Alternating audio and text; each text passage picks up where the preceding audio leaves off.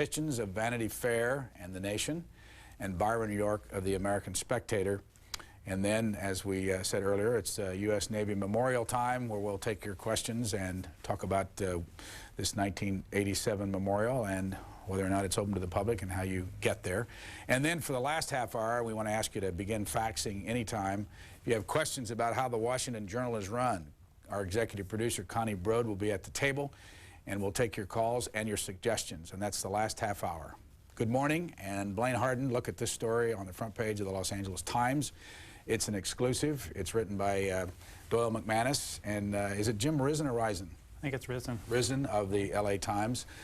U.S. okayed Iran arms for Bosnia, officials say. Let me read a paragraph or two. President Clinton secretly gave a green light to covert Iranian arms shipments into Bosnia in 1994, despite a United Nations arms embargo that the United States was pledged to uphold, and the administration's own policy of isolating Tehran globally as a supporter of terrorism, according to senior administration officials and other sources. What's your read on this? Well, this is a very explosive story. What it does is it sort of revives the question of the United States dealing with a regime that it publicly derides and tries to isolate. It's going to cause a lot of problems, I think, for the administration to try to explain this. Why? Well, because there's the duplicity of actively trying to isolate a regime and allowing it to funnel arms into Bosnia against a UN arms embargo. Let me read a little bit more. Two top U.S. diplomats acting on instructions from the White House and State Department told Croatian President, is it Franjo Tudjman? Tudjman, yeah. In early 1994, that the United States would not object to the creation of an arms pipeline that would channel the weapons through Croatia and into Bosnia-Herzegovina for the forces of the Muslim-led government fighting in the bloody civil war. What did that mean at that time to the Bosnian? Well, they had a very difficult time finding the arms to fight against the Bosnian Serbs. The Bosnian Serbs had a huge cache of arms from the former Yugoslav army available to them from the very beginning of the conflict. And so you had a massive inequality between what the Serbs had. They had tanks, they had all kinds of artillery shells. They had so much artillery that they could afford to just shoot them, to waste them, and lots of artillery pieces. And the Bosnians, Bosnian Muslims had virtually no tanks and no artillery and very little mortars. What this helped to do was to give them a chance to fight back. Way deep in this story, and you can see on your screen here how big a story the LA Times has made it this morning. It's a full other page here on page A4. In the end, it was the CIA, also cut out of the loop, that first blew the whistle on the covert Bosnia policy. Is that where this story probably came from? Perhaps. Apparently the CIA monitored it using satellites and went to the White House to try to find out what was going on, according to this story. In other words, they could look from the satellites down on the Bosnia area and watch the arms coming in. Trucks move through the mountains and stuff. I was in Bosnia before this okay was given in 1994, according to the LA Times. There were small shipments going into Bosnia before then. That was clear. In 1992, a 747 full of arms was seized at the airport in Zagreb, and there was a lot of publicity surrounding that, and that plane was confiscated, and the arms did not go on to Bosnia. But there were other shipments, and the Croatians were nodding or collaborating with this smuggling from Iran and from other Islamic countries before '94. I think a certain context on this story is that this was happening in small ways before the administration gave it the okay, according to this story. So in some ways, I think it might be better to understand what was happening as this was already happening to a small extent, and the administration gave the nod, and it probably increased. Let me read this paragraph. The Iranian link that grew with the shipments is now an obstacle to the implementation of the 4-month-old peace accord, said U.S. officials, who are relying on the pact to bring about a permanent end to the conflict. The administration has demanded repeatedly that the Bosnian government expel the Iranian military advisors who helped the Muslim-led government when the West would not, and Bosnia is dragging its feet on complying. That's obviously the big consequence of having this policy, is that the Iranians now have a toehold. Is there any comparison with what you've seen here in this story with the Iran-Contra? I don't think so. I think that this is the administration sort of accepting something that was happening on the ground, that the Croatians wanted to do because they were creaming off 30% of these shipments for themselves, which they needed to fight the Serbs. And it also fit the administration objectives of allowing the Muslims to get in a position where they could effectively fight the Serbs and bring the situation on the ground to a stalemate that could lead to a peace. I don't think it has much to do in that it's Iran and it's an outlaw state that we're trying to isolate. That's the similarity, but there are important differences. In the Washington Post this morning, you have a story with John Pomfret. Yeah. And the headline on it is, Brown's jet veered sharply off course. And at the end of the piece, they say he had reports from all over. What was your input on this? Well, what happens with John was on the ground in Dubrovnik yesterday, and he had information given by the Croatians and by the U.S. ambassador to Croatia, Peter Galbraith. And what I did was take what he had and all the stuff we gathered in Washington from defense sources for a write-through of the story. What's interesting about the story is it looks as though the Air Force pilots who are coming into land in the worst weather in a decade, according to Peter Galbraith, were in the wrong valley. There are 3 valleys that cut up into the Dalmatian coast, really rugged mountains there. And the plane began its descent at about 12 miles out. It went below 4,000 feet, and once it went below 4,000 feet, it went into very, very rough weather with almost no visibility, flying only on instruments. And somehow the plane moved to the north into the second valley, up into the mountains, rather than the first valley, where the airport is. You look up on your screen, this is from the Post this morning, and this is right here, the control tower in the airport, and over here is the crash site. Right. Have you, and this is Dubrovnik up in this area, have you landed here before? I have, and it's a steep, downward, rather scary airport to land in. It should be noted, though, that this is an airport that's used by hundreds of thousands of tourists a year, so it is safe. And 5 planes landed before the Air Force plane landed there. So what one could speculate is either there is pilot error or there is a lack of experience on the part of the Air Force pilot in landing at that particular airport. The instruments available were relatively primitive as compared to what's available in any U.S. airport. On the screen will be the captain, actually 2 captains in the U.S. Air Force that flew the plane. One's 35 and the co-pilot was 33. This is not fair to people that age, but I remember in this town when Air Florida dumped into the Potomac. And one of the things they pointed out after it was over, there was ice on the wings and all that, were that the pilot was like 34 and the co-pilot was like 30.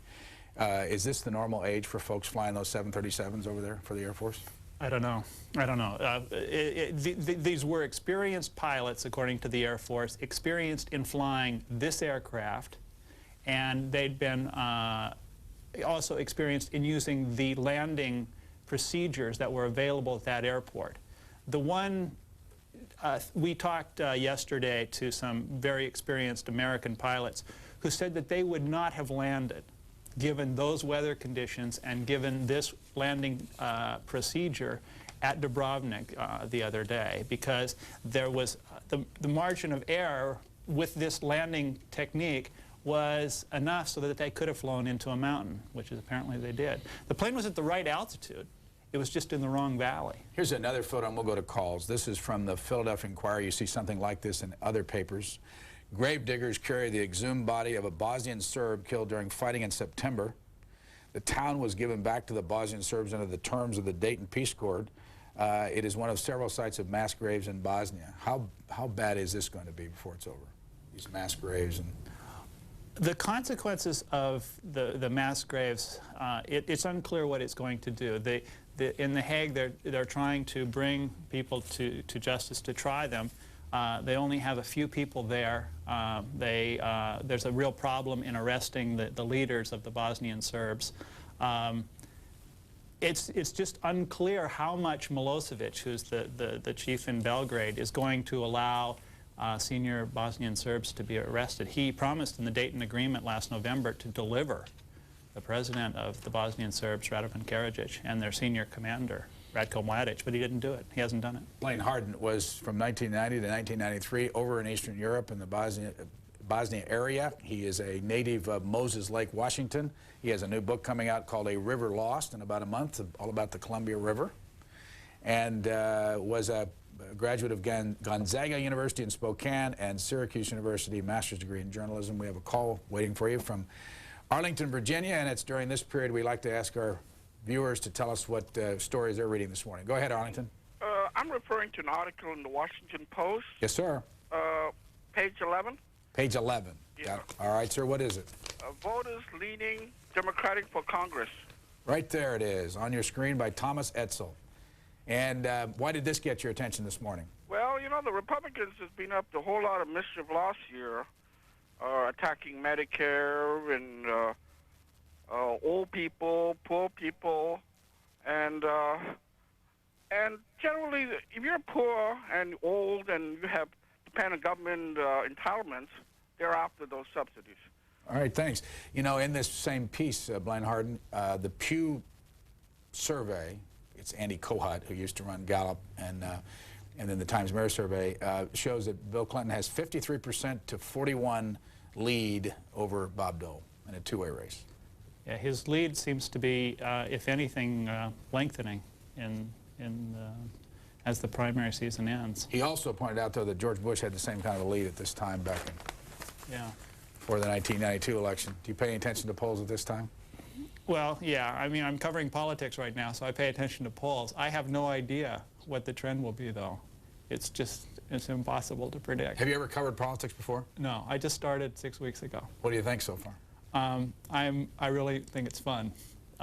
We have at the Post people who've been covering politics for decades and who are high priests and know everything.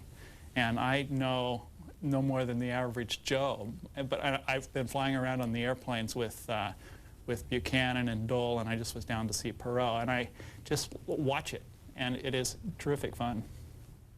Washington, D.C. next. Go ahead, please. Good morning, Brian. Hi, what are you reading? I wanted to talk about the Ron Brown plane that you were just talking about. Yes, ma'am. Am I wrong, or is it unusual that the Speaker of the House nor Mr. Dole has said anything publicly about not only Mr. Brown being killed, but, you know, all those other Americans? I mean, am I wrong, or I just think it's unusual that they have not made one single public statement, and the only Republican that has said anything was Larry Pressler for about 2 seconds the other night on Larry King Live. And then yesterday, I think maybe Jesse Helms said something in the Post, like, oh, it was a sickening feeling when I heard the news. But, you know, as Speaker of the House and as the majority leader, I mean, Ron Brown was a member of the cabinet, and the other people were American citizens. So even if they didn't agree with Ron Brown's politics and didn't think that the Commerce Department needs to be a part of the government, don't you think they at least should make some kind of statement? Thanks, Carl. Blaine Harden? I just don't think that that's a factor here. The fact that they haven't been quoted in the papers saying something about it, I don't think that it means anything. I know that Haley Barbour yesterday, the chairman of the Republican Party, he expressed his sorrow and about Brown's death. I just don't think that this is a partisan issue in any way. Atlanta, go ahead, please. Yes, I'm reading the Atlanta Journal-Constitution, and I'm reading an article about Fowler being picked for the Saudi Arabian post as ambassador. You're talking about the chairman of the Democratic National Committee, or the Weich Fowler? Weich Fowler. And tell us again, is it a definite or is it a speculation story? It says that he has. It says that he has been nominated. For what post again? For ambassador, and the administration's ambassador to Saudi Arabia. Former senator from Georgia. What do you think of that? Well, I just think they never go away. I just think that, you know, he was defeated here, and that they just never go away.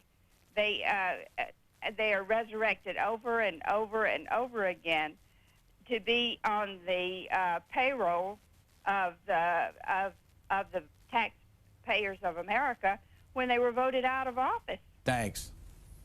I have no comment on that. I'm not aware of it. I don't know anything about it. Do you think, does she have a point that when people are defeated that they often, you know, both sides have done this, the senator or the congressman then gets an ambassadorship? I don't know. It's a different job. If he's qualified to do it, he may be useful. One of the names popping up in the stories throughout this recent crash over in Bosnia is the ambassador, Peter Galbraith. Yeah. Is that John Kenneth Galbraith's son? Yeah, it is. He used to work for Senator Moynihan, and he's been a very able and energetic ambassador to Croatia.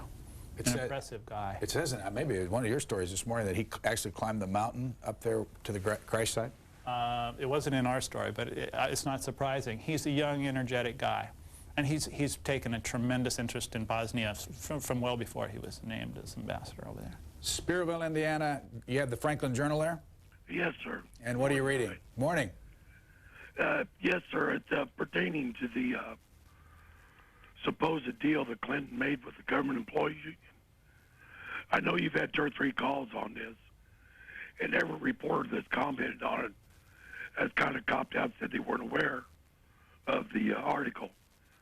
And the last one made the comment that the government workers wouldn't sit down with Clinton and make a deal like that.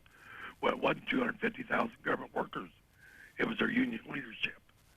Now, I'm a union worker myself, and I believe this article came from the Washington Post.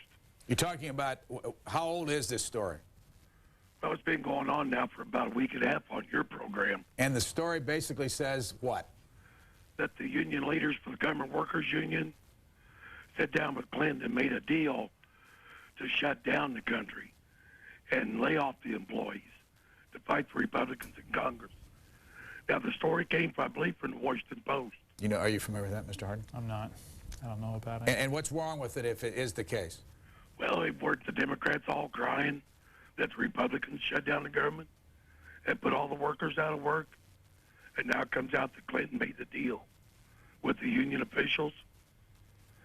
Couldn't you maybe get the reporter on that wrote this story? And let's ask him some questions. Sure. Good idea. You don't remember reading this in the Washington Post? No, I've been busy and I didn't read it. How much traveling are you doing? I've been doing a lot of traveling. I've been on the road basically for the past 5-6 weeks. How would you compare this beat you're on now, covering politics for 1996, with being in Bosnia? Well, it's interesting. I think you sleep less covering politics than any job in journalism I've ever known. With Buchanan, he was pushing himself so hard before the Super Tuesday crushing defeat that we were all sleeping sometimes 4 or 5 hours a night, day in, day out. So it's a bizarre experience, unlike anything I've ever done. Even when I was in Sarajevo during the war, when they were blowing the town up, I slept at night because there was nothing else to do. Michael Myers has this piece in the Washington Times. Wooed by third party, Buchanan apt to decline. He'll stay on GOP campaign trail in Pennsylvania. Do you agree with the headline? It makes sense. Everything that Buchanan has been saying is that he wants to stay in the party, he wants to have a chance to speak out at the convention, and he wants to position himself, if Bob Dole loses, as perhaps the person who picks up the pieces for the party after November. And if he were to say flatly that he didn't want to have a third party or to make a third party run, he would lose a little bit of his leverage. So it seems that he has to keep this as an option. But the likelihood of his doing it seems pretty slim. Lane Harden with us until the bottom of the hour. Then Christopher Hitchens and Byron York will be here for our newspaper roundtable. Remember, in about 2 hours, we'll take your faxes and your questions about the Washington Journal, suggestions you might have, criticisms, or observations. Let's go to Charlotte, North Carolina next. You have the Charlotte Observer there? Yes, I certainly do, Brian. And by the way, thank you for C-SPAN. Welcome. What are you reading in Well, that? we've got a couple of local issues here. One is, it's kind of national, too. It's the school violence is the #1 issue, rather than test scores going up. And they're talking about that and what to do with the troubled youth. And then the next thing we've got here is it looks like we might have 4 coliseums in the city of Charlotte with a little over 500,000 population. Who's going to pay for all those? Yes, that's exactly right, Brian. And I think that that the sports thing is all over the country, too. Who is going to pay for all those? Taxpayers. Eventually, taxpayers are going to pay for everything. And so do you have a question or a comment for Blaine Harden? Well, I do in the political scene, and it has to do with what you were talking about with Bosnia and the plane. The one problem with the media that bothers me is they're trying to compare this Air Force, which is controlled, to public transportation, where they've got supposedly everything up to date. And by the way, I don't think they've spent the money they should on the guidance systems. But I wouldn't want to be in a plane landing on an aircraft carrier that's pitching and yawing. Please keep in mind this was Air Force, and I don't see how the media, I don't think yet has the message that when you drive around in the Air Force, they fly differently than they do for the public, which has all its safety. And so I'll just hang up and listen to that. Well, I'm not a pilot and I'm not an expert on aviation, but what I can gather from the reporting of this week is that this plane was a 737, which is actually the most, there are more 737s flying right now in commercial service than any other aircraft in the world. And this plane was modified for military use, but it had all of the up-to-date systems of a 737 that takes off and lands in the United States or any other country. The problem was not what was on board the aircraft in terms of instruments, but the landing devices that were available in Dubrovnik.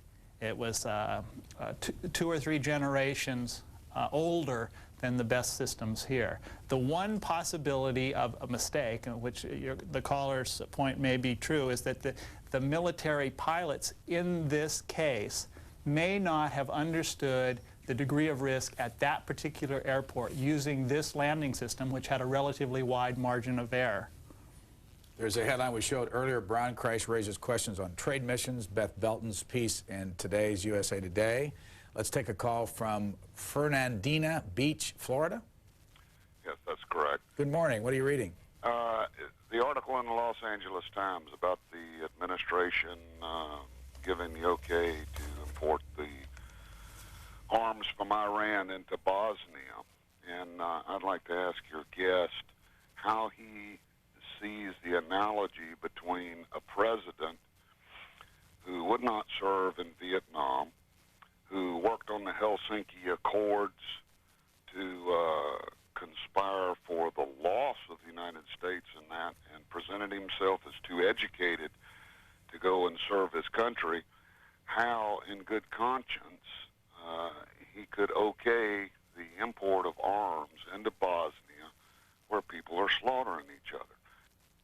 Well, the ad hominem attack on the president in his war, not serving in Vietnam and Helsinki Accords, it doesn't seem to having to do with this, in my opinion. I mean, this was the decision by the president to carry out the foreign policy goals in Bosnia by trying to level the playing field.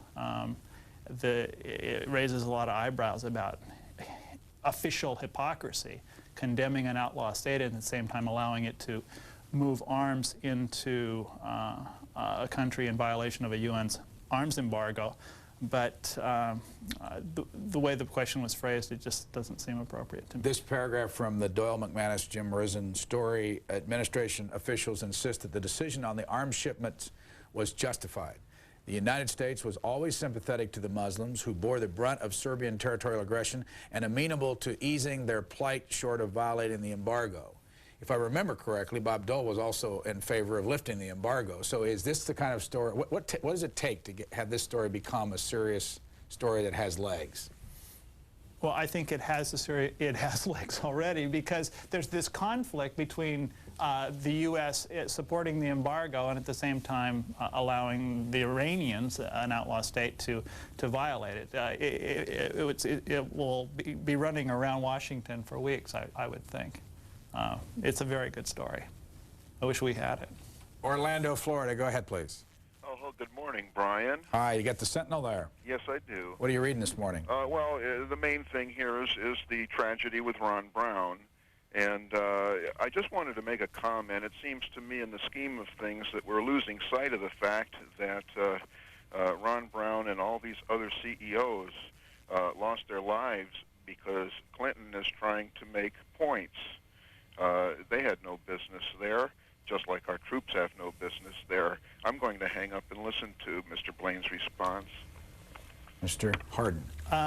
Well, I guess my response, having spent, one of the things that I think viewers should know is that when journalists spend much time in Bosnia, especially the time that I was there, 92 particularly, when Serbian gunners were basically murdering Sarajevo, and the journalists in the city were being shot at.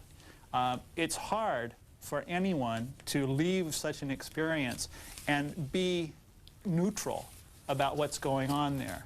One leaves Sarajevo after that year hoping and praying to God that something can be done to stop this. It seems that the U.S. peacekeeping effort, the Dayton Accords, the diplomatic moves that were pressed by the administration have silenced the guns in Bosnia. People are not dying, they're not being slaughtered. That is a definite plus. And whatever other consequences come out of it, the policy has saved a lot of lives since the guns went silent. As you know, we showed the headline from the USA Today, Brown crash raises questions on trade missions. And there's this headline, Commerce staffers work while grieving 14 colleagues perish in Croatia crash. Will there be a follow-up number of stories about the number of people who are on this mission from the Commerce Department? I'm sure there will be. I mean, is that too many people, 14 people flying over there from the Commerce Department? I don't think so. I mean, if Ron Brown was talking about a reconstruction effort over 5 years of several $billion before the crash, and the involvement of the Commerce Department with the American executives it's what the Commerce Department does. And there was a lot of money to be spent and a lot of money to be made by American business over there. Yugoslavia, before the war, was the most industrialized and progressive country in communist country. There's a tremendous potential in that country. It is rich, it is beautiful. It's a tremendous tourist market. It can be rebuilt, and people can make a lot of money doing it. Did you know the New York Times reporter Nathaniel Nash? No, I didn't. Last call for our guest, Hendersonville, North Carolina. Go ahead, please. Good morning, Brian. Hi. I must compliment you on C-SPAN. It is a great, great show. Thanks. What are you reading this morning? Asheville Citizen Times. And what story? All the way in the back of the newspaper. Witness, Clinton present when partner discussed loan. What it's saying is that Dave Hale is claiming that President Clinton, when he was governor, met with him and James McDougal regarding the $300,000. Now, one of the things that always, the $300,000 loan to McDougal's wife, one of the things that the media is always stating is that there is no connection between the president and McDougal's shenanigans. But here, he's meeting and requesting the money be given to McDougal. I'd like to hear what your reporter has to say about that. It raises a lot of eyebrows, and I've been reading it, and it raises a lot of questions, but it's not something that I've been focusing on. I don't have an expert opinion on it. What will it take? I mean, if you look at today's polls, 53 for Bill Clinton, 41 for Bob Dole, what would it take to have Whitewater matter in politics? It would take more direct links of the president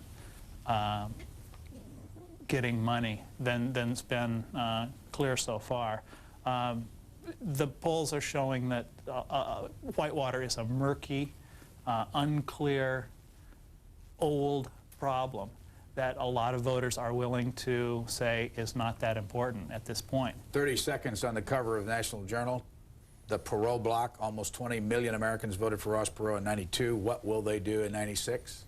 I was just down following Perot in Florida and talking to his voters, many of his voters from 1992.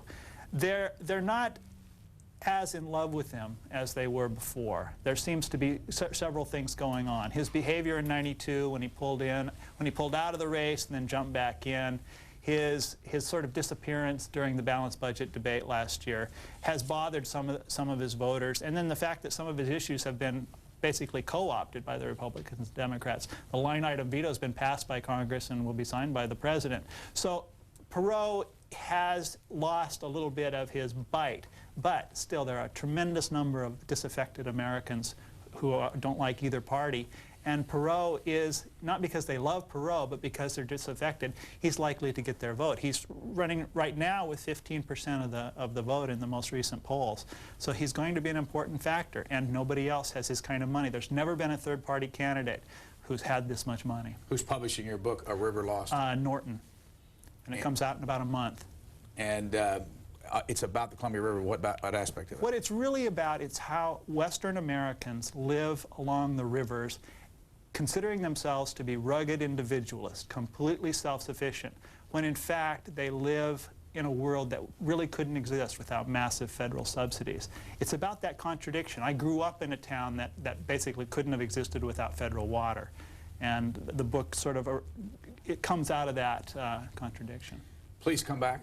I will. Thank you. Blaine Harden of the Washington Post, political writer, reporter on the campaign trail, and a native of Moses Lake, Washington. We're going to shift focus here to something called the U.S. Navy Memorial, and that's some videotape on your screen there as we look from above down on the memorial. And there in the background, way in the background, is the portrait gallery where we spent some time here a couple of months ago. And right down there on that memorial, somewhere live at this point, is Admiral Jim Miller, who is in charge of this whole project there. Admiral Miller, tell us about this. Well, the Navy Memorial and Naval Heritage Center has a long history, really. Brian, it started with Pierre Lafont when he designed Washington, D.C., and he made provision for a maritime memorial. The next major step in this great memorial was when John Kennedy set up the Pennsylvania Avenue Development Corporation to revitalize Pennsylvania Avenue. And then Arleigh Burke and Bill Middendorf, Secretary Middendorf, and many others said, you know, we've got to carry through with the promise of Pierre Lafont. And a lot of people went to work real hard. Thousands and thousands and thousands of naval veterans across the country contributed to building this great tribute to them. Right behind you is the Lone Sailor. What's that about? Say again, Brian? I said right behind you is a statue of the Lone Sailor. What is that about? The Lone Sailor is the epitome of the American sailor out at sea or ashore. He stands 7 feet tall, and he's got the metal of 7 ships blended into him. And we understand he may be the most photographed statue in town because we do hundreds of re-enlistments, and we get veterans from all over the country that want to have their picture taken with their symbol. Admiral Miller, where did you serve in the Navy last? I served for 37 years, Brian, ending my career in 1993, and came over as the president and CEO of this great memorial.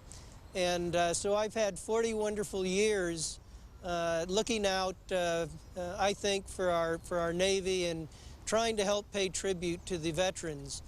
You know, Brian, today's a little bit of a gray day here in Washington with the overcast skies, but you know, it reminds me of a Navy saying, haze gray and underway.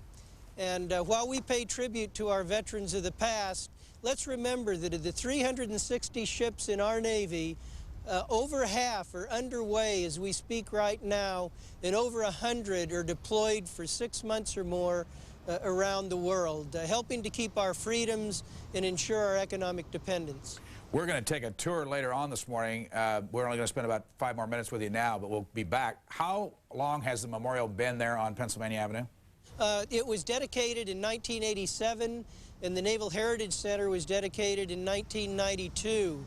And Brian, the heartbeat of this whole Memorial and Heritage Center is our Navy Memorial Log.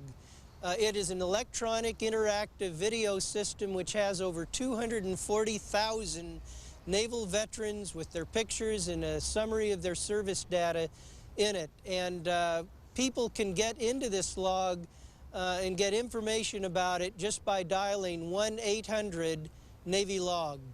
And what, if someone wants to be in this, I mean, what's the criteria for getting on the Navy log? It's a sea service veteran, Navy, Marine Corps, Coast Guard, or Merchant Marine in wartime. But let's remember, even today, our Merchant Marine are sailing with the fleets in an increasing numbers in oilers and support ships and that type of thing. I mean, you have to have been in combat or in a war to be in the Navy log? No, absolutely not, Brian. You know, those that went to war, you know, sacrificed much, and their valor is greatly appreciated.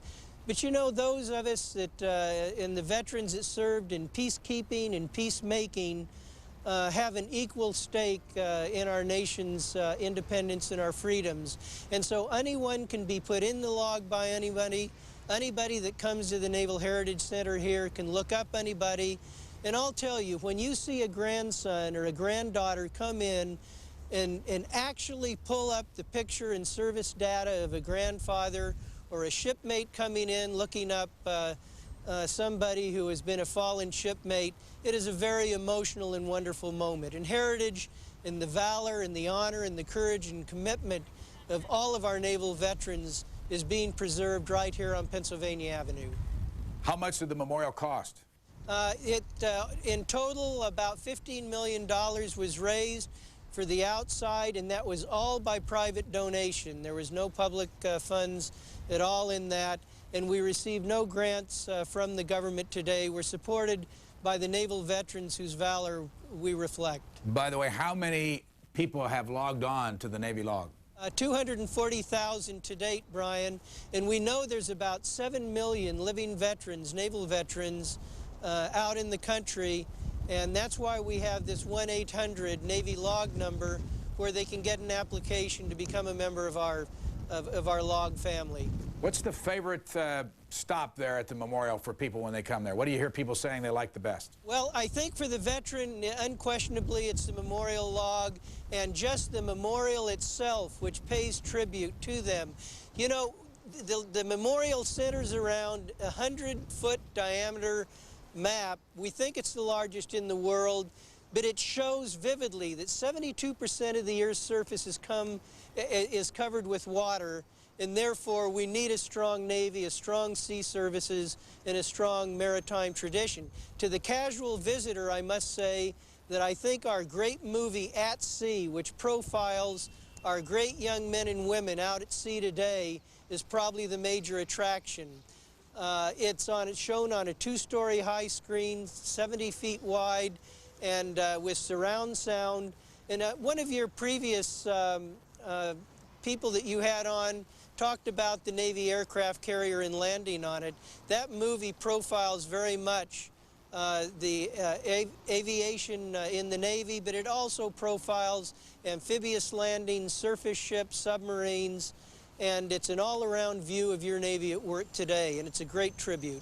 You went to the University of Redlands, California? I sure did, Brian. Master's from the Navy Postgraduate School in Monterey? I did at that, sir. San Diego native? California native, San Diego, in fact. One of the few my age that's a San Diego native, I think. Rear Admiral Supply Corps. What was your last assignment before you retired? I was the commander of the Naval Supply Systems Command and Chief of the great U.S. Navy Supply Corps. Admiral Miller will be back to you in about an hour, and we'll take a tour. Brian, fine, thank you. I will say that for people coming here, we have a metro stop here, Archives Navy Memorial, and so if they want to take a tour like you're going to, they can get off right here at the Navy Memorial, and especially tomorrow for the Blessing of the Fleet. And that's where we pay tribute to all those tens of thousands of Navy people, Sea Service people around the world today. And the Navy Memorial is between 7th and 9th on Pennsylvania Avenue, and we'll be back there at top of the hour, 9 o'clock East Coast time, to talk to Admiral Miller and see some more. Thank you, sir. Thank you, Brian. It's great to be talking to a great shipmate.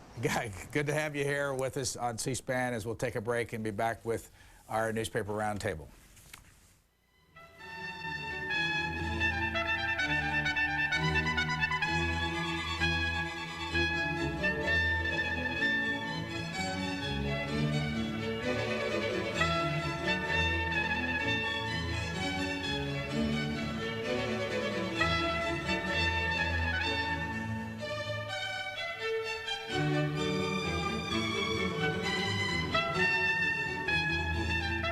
Coming up, we'll visit the U.S. Naval Memorial and Heritage Center here in Washington. That's at 9 a.m. Eastern Time.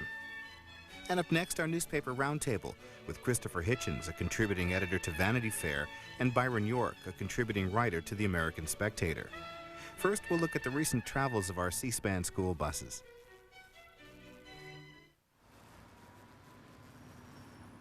Well, Andover has a really fascinating history. Andover was founded 350 years ago. Our anniversary date is May 6th, 1646.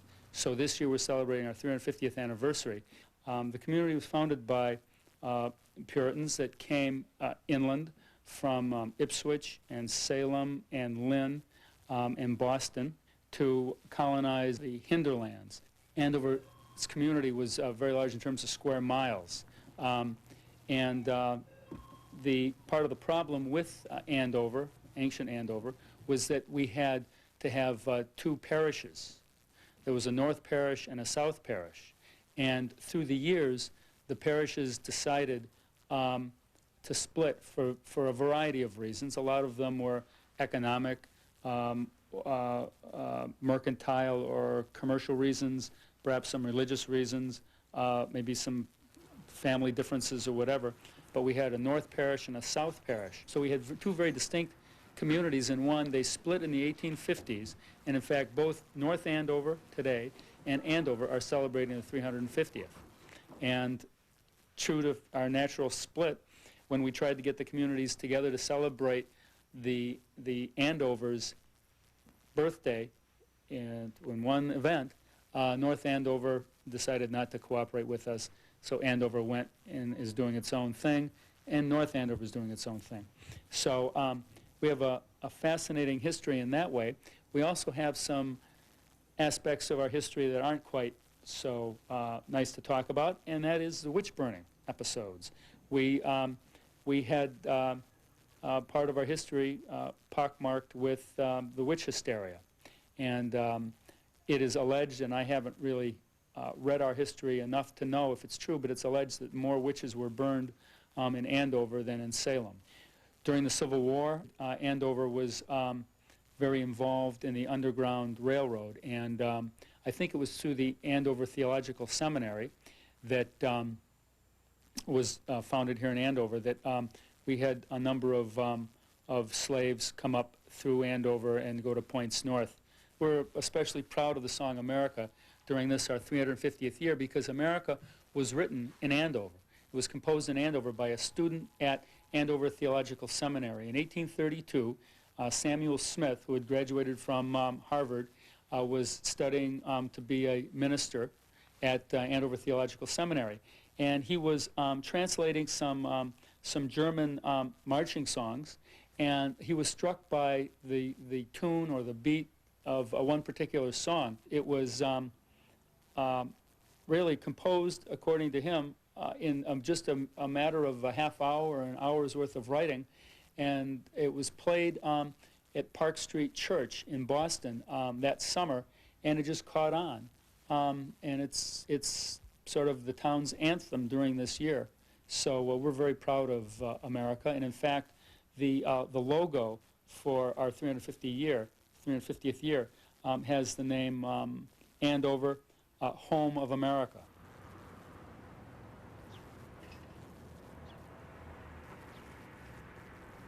Today, one bus will visit the Golden Gate Bridge in San Francisco. The other school bus is in Louisville, Texas, where the crew will meet with students and teachers from area schools.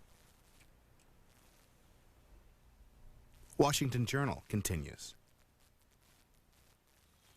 Christopher Hitchens, what are you reading on this Good Friday Passover?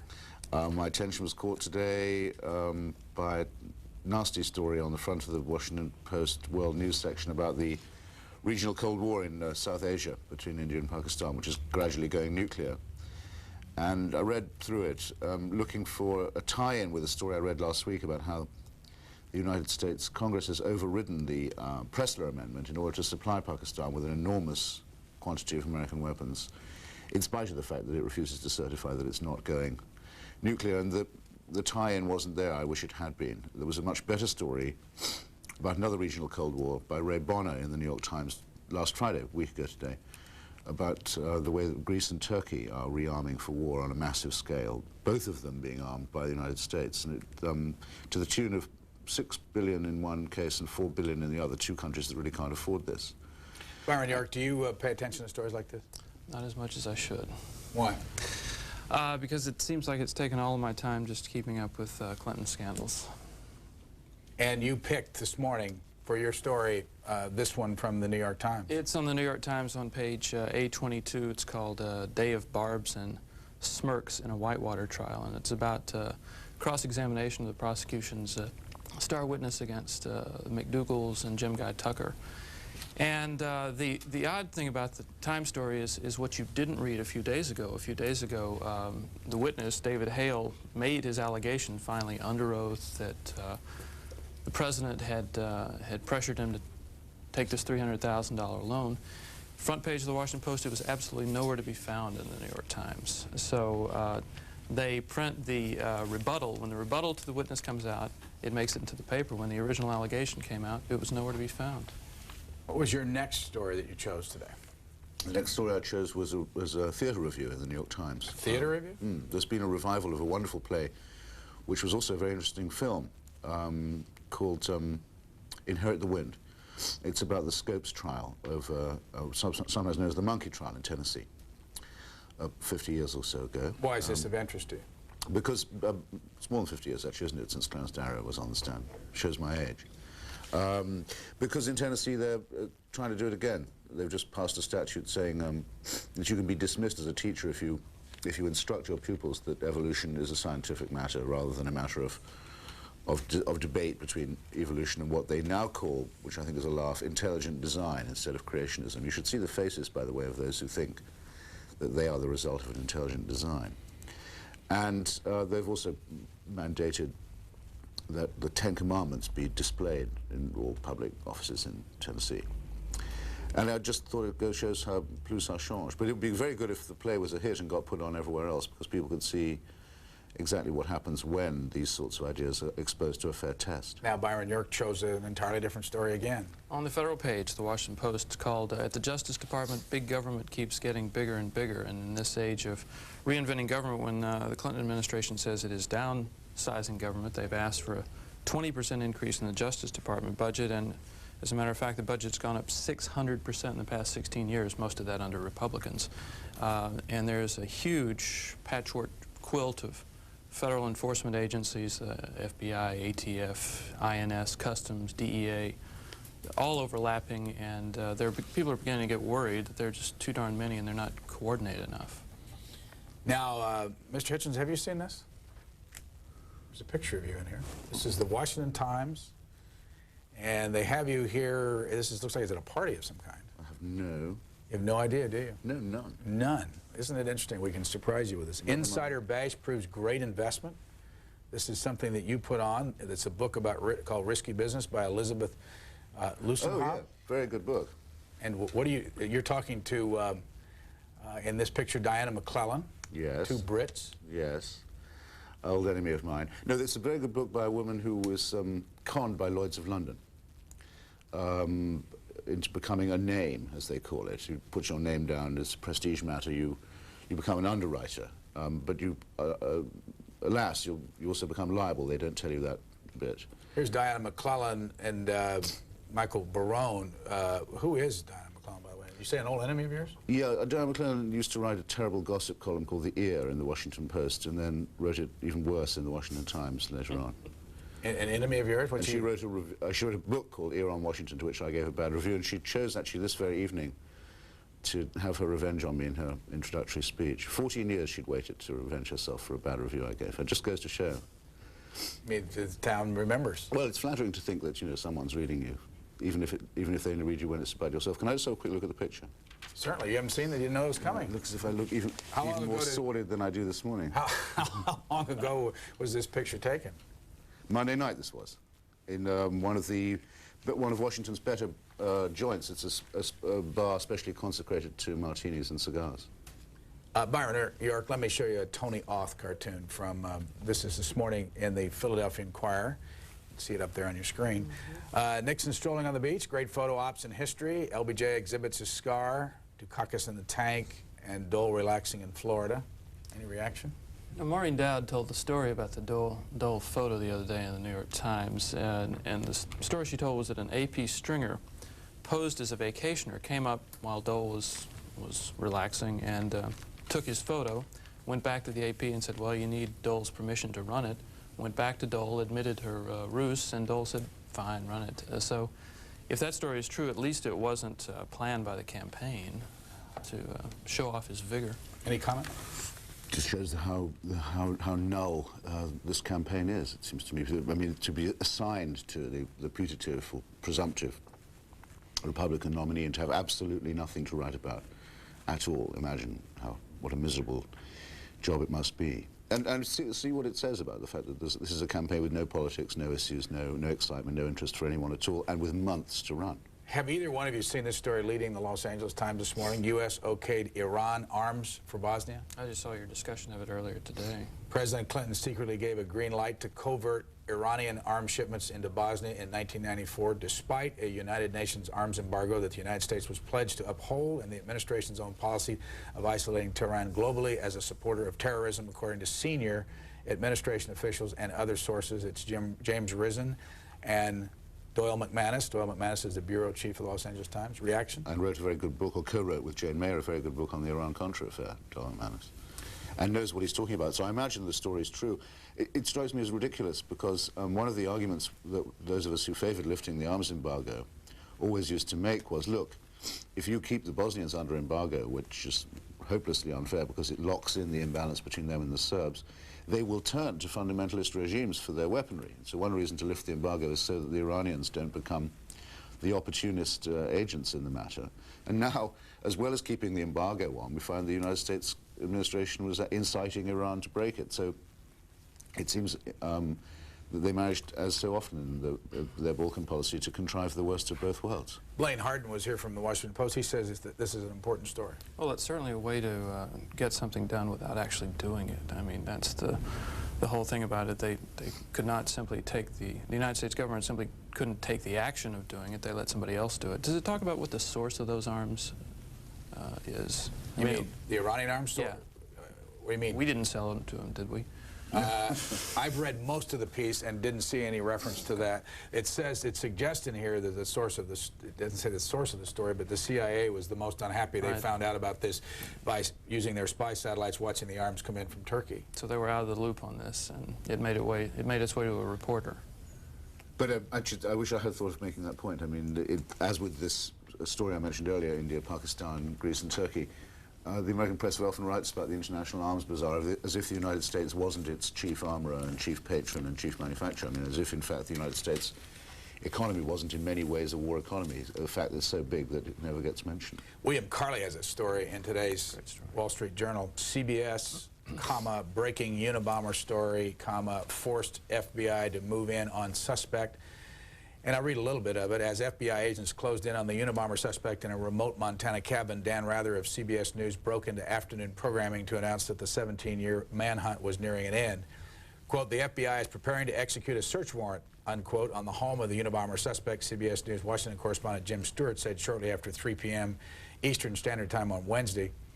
What CBS didn't say, colon, breaking the story forced the Federal Bureau of Investigation to terminate its surveillance of Theodore John Kaczynski, the former mathematics professor who is the Unabomber suspect. FBI agents hurriedly arranged to question the 53-year-old suspect and search his Lincoln, Montana cabin, a process that agents normally prefer to take time and care in planning. This is on page 2. Does it belong there? Oh, yeah. It was kind of an interesting story. CBS's story was almost drowned in the Ron Brown thing, incidentally. I mean, they were going to have this big exclusive. It goes on to say they knew about it since Monday, and the FBI asked them to please hold off. And they only ran with it, not because the FBI was about to go in, but because they found out that CNN and ABC knew about it and they might get scooped on it, so they decided to go. And the story says a number of people in the FBI are unhappy about it, but on the other hand, CBS knew the story. They had enough to report it, and they should have reported it. Comment, Mr. Hitchens? Not really. Not important? Don't know why. It doesn't excite me somehow. Bum of the month, huh? I'll be more exciting on some other matter. We have an article here by Mr. York called Bum of the Month. If you're not a swank celeb, Michael Lewis hates you. Who's Michael Lewis? Michael Lewis is a writer. He writes, he's been writing political coverage for the New Republic lately, and as he began his campaign journal, I read the first few and it just kind of ticked me off, so I wrote that article about him. He made quite a bit of fun of Phil Gramm and some of the rural supporters of Republicans out in Iowa and in New Hampshire. So I contrasted that to a story he wrote in the New Republic about trying to get a summer home and believing or having his real estate agent tell him that the actor Ron Silver owned the summer home next door. And he relates his tremendous excitement and his wife's excitement, and they go almost a year wondering how they could approach the great man and be nonchalant and friendly and approach Ron Silver. They finally find out that some guy named David Silver owns it, no relation, no nothing, and they've been excited for a year for no reason. So I kind of contrasted the way he loved the celebrity and hated the people. You know Michael Lewis? Met him, yes. What do you think of Mr. York? Well, I liked Lewis's campaign coverage, at any rate. I mean, I can't remember now the name of the Republican outsider who he made famous. So he obviously didn't make him all that famous. And so oh, Maury Taylor. Maury Taylor, I loved Maury Taylor, yeah. He was incredibly funny about this guy, Maury Taylor, the tycoon who failed to get any delegates. But who seems like, he made him seem like a very likable and attractive person. And I thought, generally speaking, his coverage was good on the campaign. I remember the Ron Silver diary, though, and I remember feeling piercingly embarrassed by reading it. Mr. York writes about the New Republic and Michael Lewis. You write about somewhat about Ruth Shalit and the New Republic and other things called plagiarism. What's this about, and when are we going to see it in Vanity Fair? This is my next fin de siècle, as it's called, column in Vanity Fair, and it's called Steal This Article because it's a title I owe to my friend Toby Young. Because it's a defense of plagiarism. I thought it was high time someone said a good word for this, and I maintain that plagiarism is really indispensable for literary production, as well as for almost all journalistic production. And it can be a great source of creativity. I distinguish it from vulgar theft, from sort of shoplifting or kleptomania, just simply lifting other people's sentences and putting them in your own. But I put the case of T.S. Eliot, of Martin Luther King, and of a Scottish poet called Hugh MacDiarmid, and show that all of their best stuff had to be based on other people's. But the justification was that they synthesized it and put it out at a higher level. And that's a good and necessary thing. If you say you're against plagiarism, which most people say they are, you're saying you can tell what it is, and to say you can tell what it is means you have to claim to know what the original is and also what is authentic. And I maintain that's harder to know than most people believe.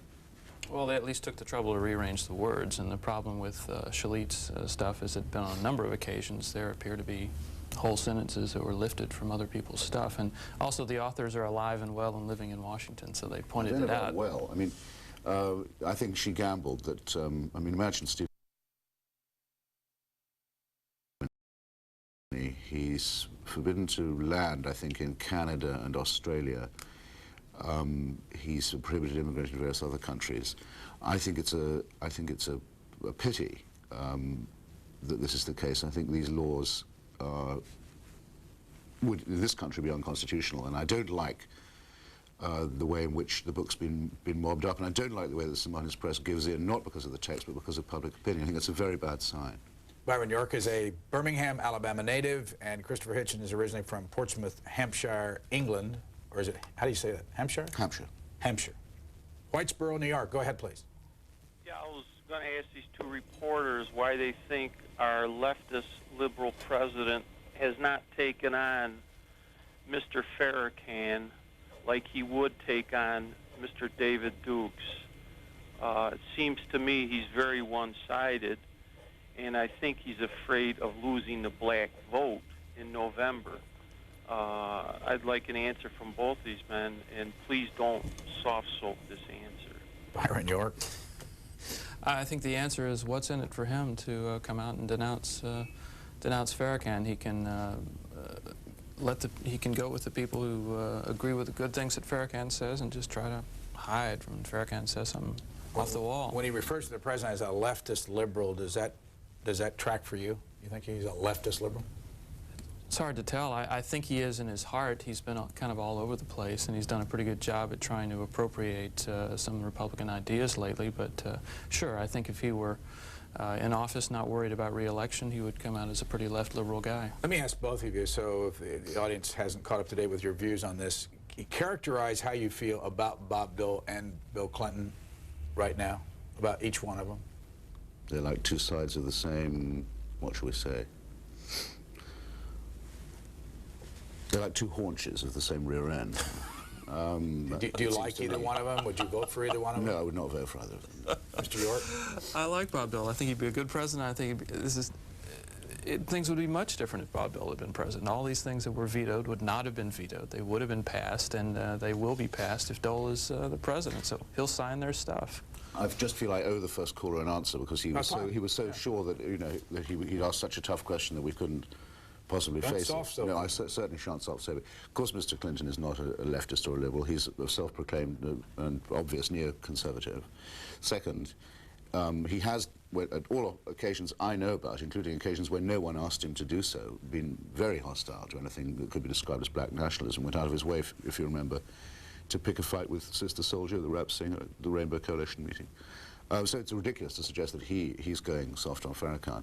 Certainly, as far as the black vote's concerned, Farrakhan doesn't believe in elections and doesn't think there's anything to vote for, so I don't think that has anything to do with Mr. Clinton's solicitude for the black vote, in other words, which goes to the Democratic Party no matter what the Democratic Party does to African Americans. But I would just like to say that there is a film going around that I've been trying to promote in my Nation column called Brother Minister. It's a film about the assassination of Malcolm X, and it contains an extraordinary piece of footage, a video of Mr. Farrakhan speaking in his mosque in Chicago, more or less in this, as far as I can see, actually taking credit for the murder of Malcolm X, and I think this film should be more widely distributed than it so far has been. It's been having difficulty getting a distributor. If anyone wants to contact me, I have a number through which they can order it. Let me just tell our audience what's coming up. We're going to go back to the Navy Memorial down on Pennsylvania Avenue in a little less than an hour. And then at 9:30 East Coast time, which is about an hour and a half away, Connie Broad will join us, our executive producer on this program. We want to listen to you for suggestions, ideas that you might have for the Washington Journal, whether you like or dislike anything that you see here in the morning. You can fax us, and we'll also use those. Before we grab, and we're going to talk to our high school student of the morning, the first vote, someone who's voting for the first time. Remember who you voted for the first time? Yes, I do. What year? 1976. And? Gerald Ford. Don't blame me for Carter. You can't vote.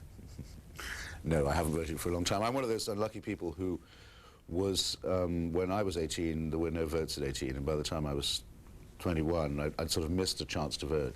I remember I voted for the Labour candidate, but that was in England. Our student of the morning is Jason Connor of the Edmond Memorial High School in Edmond, Oklahoma. Good morning, Mr. Connor.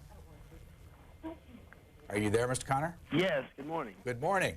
Are you a senior? Yes, sir. How old are you? 18. Have you registered? Yes, I have. What party? Democrat. Why? Well, I'm a Jewish student living in Oklahoma, which of course is the middle of the Bible Belt, and I've studying in my limited study of the political parties, I've kind of figured that the Democrats are more in favor of religious freedom, if you will.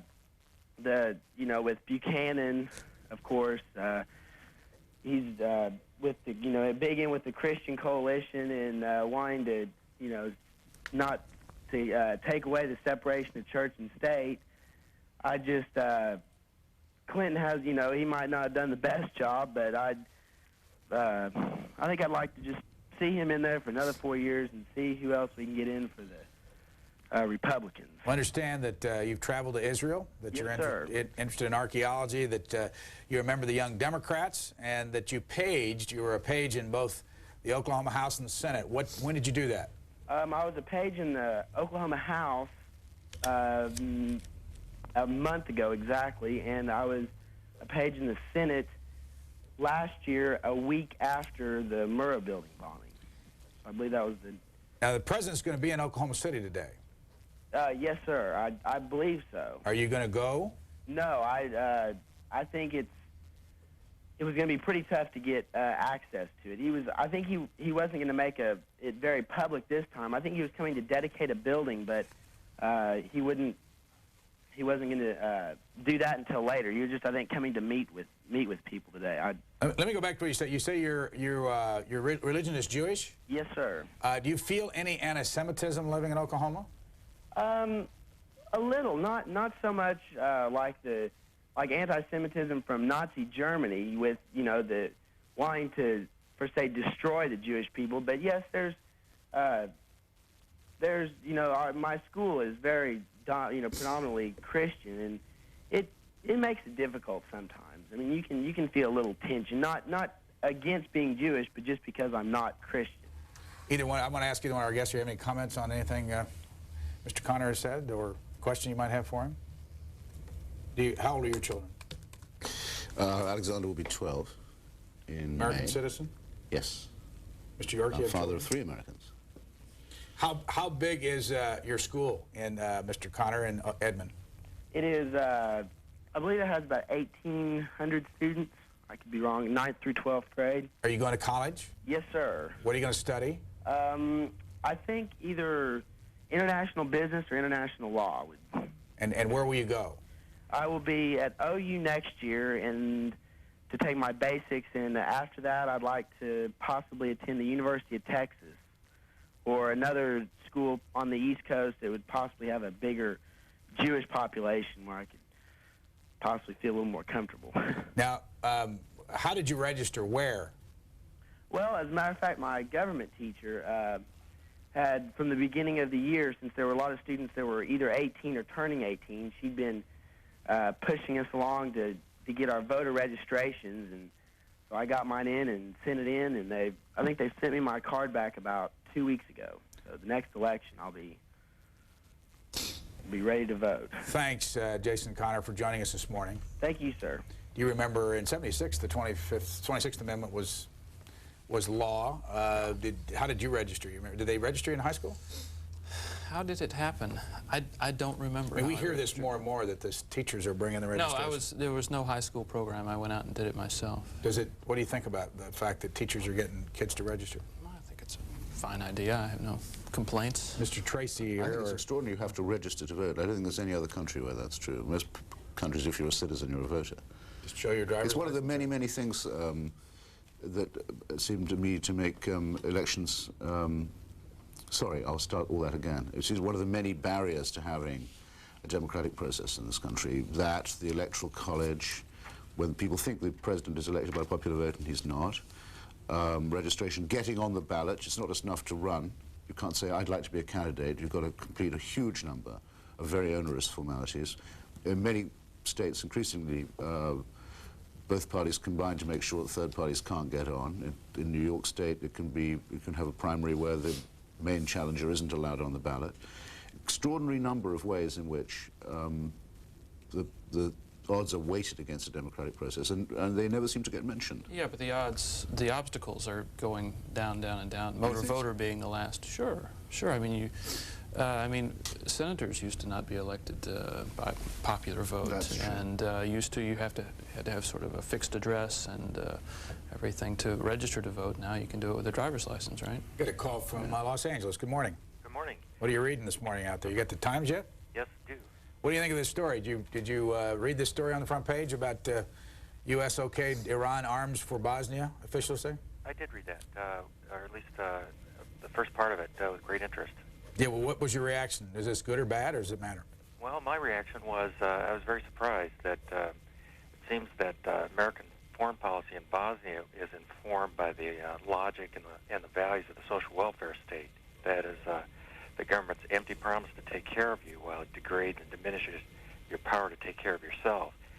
And instead, that should be informed by the values of America's founding principles, in particular the values of the Second Amendment, the legal guarantee to self-defense, a God-given inalienable right. And I'm surprised the Clinton administration, at least covertly, affirmed that those values of the Second Amendment. I hadn't made that connection. No, I must say, nor had I. I'm not sure I have yet. It's ingenious, though, I must say. And I'm always very impressed by the way that opponents of gun control can find evidence for their view in anything at all, a bit like those people who can find verses of the Quran when they slice an aubergine, or pictures of the Virgin Mary on clouds and so forth. I speak so as someone who very much supports the right to keep and bear arms, but I don't find I'm thinking about it absolutely all the time, as one is apparently supposed to. Mr. York, we have a fax here from, it looks like J. Tracy, J. Tracy of Virginia Beach. Does working for the Spectator make you jealous and bitter, or are these the requirements to work for the Spectator? The Spectator is well represented on C-SPAN, and I can't help but feel sorry for all of you when you are so unhappy. Jealous of whom?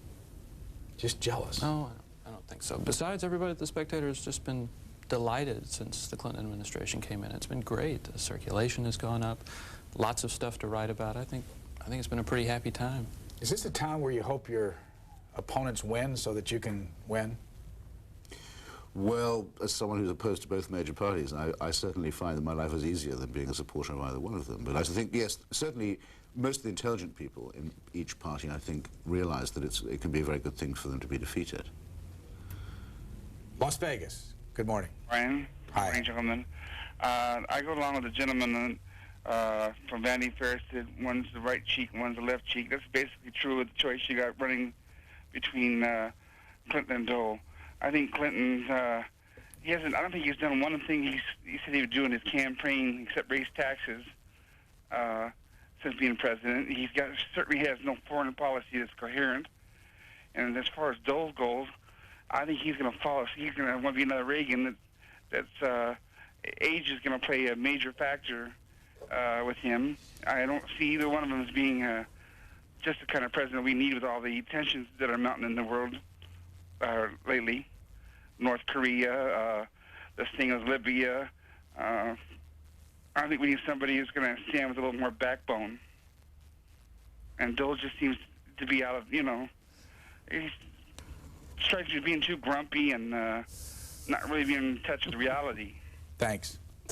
I think Dole is kind of a naturally witty man who seems to be doing his best for the last 4 years not to say a word. I mean, I think people would like Dole a bit more if he'd opened himself up, but on the other hand, he might say something like, stop lying about my record, and then it would all fall apart. Which counts as a really tough statement in this, really. incredibly emaciated political culture. That's thought of as stop lying about my record, shot back, Mr. Dole, Gosh, how much more mudslinging can we take? How high can the temperature get? A completely banal remark, and it's thought of as an index of real savagery. Bill Perkins of Marietta, Georgia says, Byron York is no reporter. He's a hired verbal assassin of our president.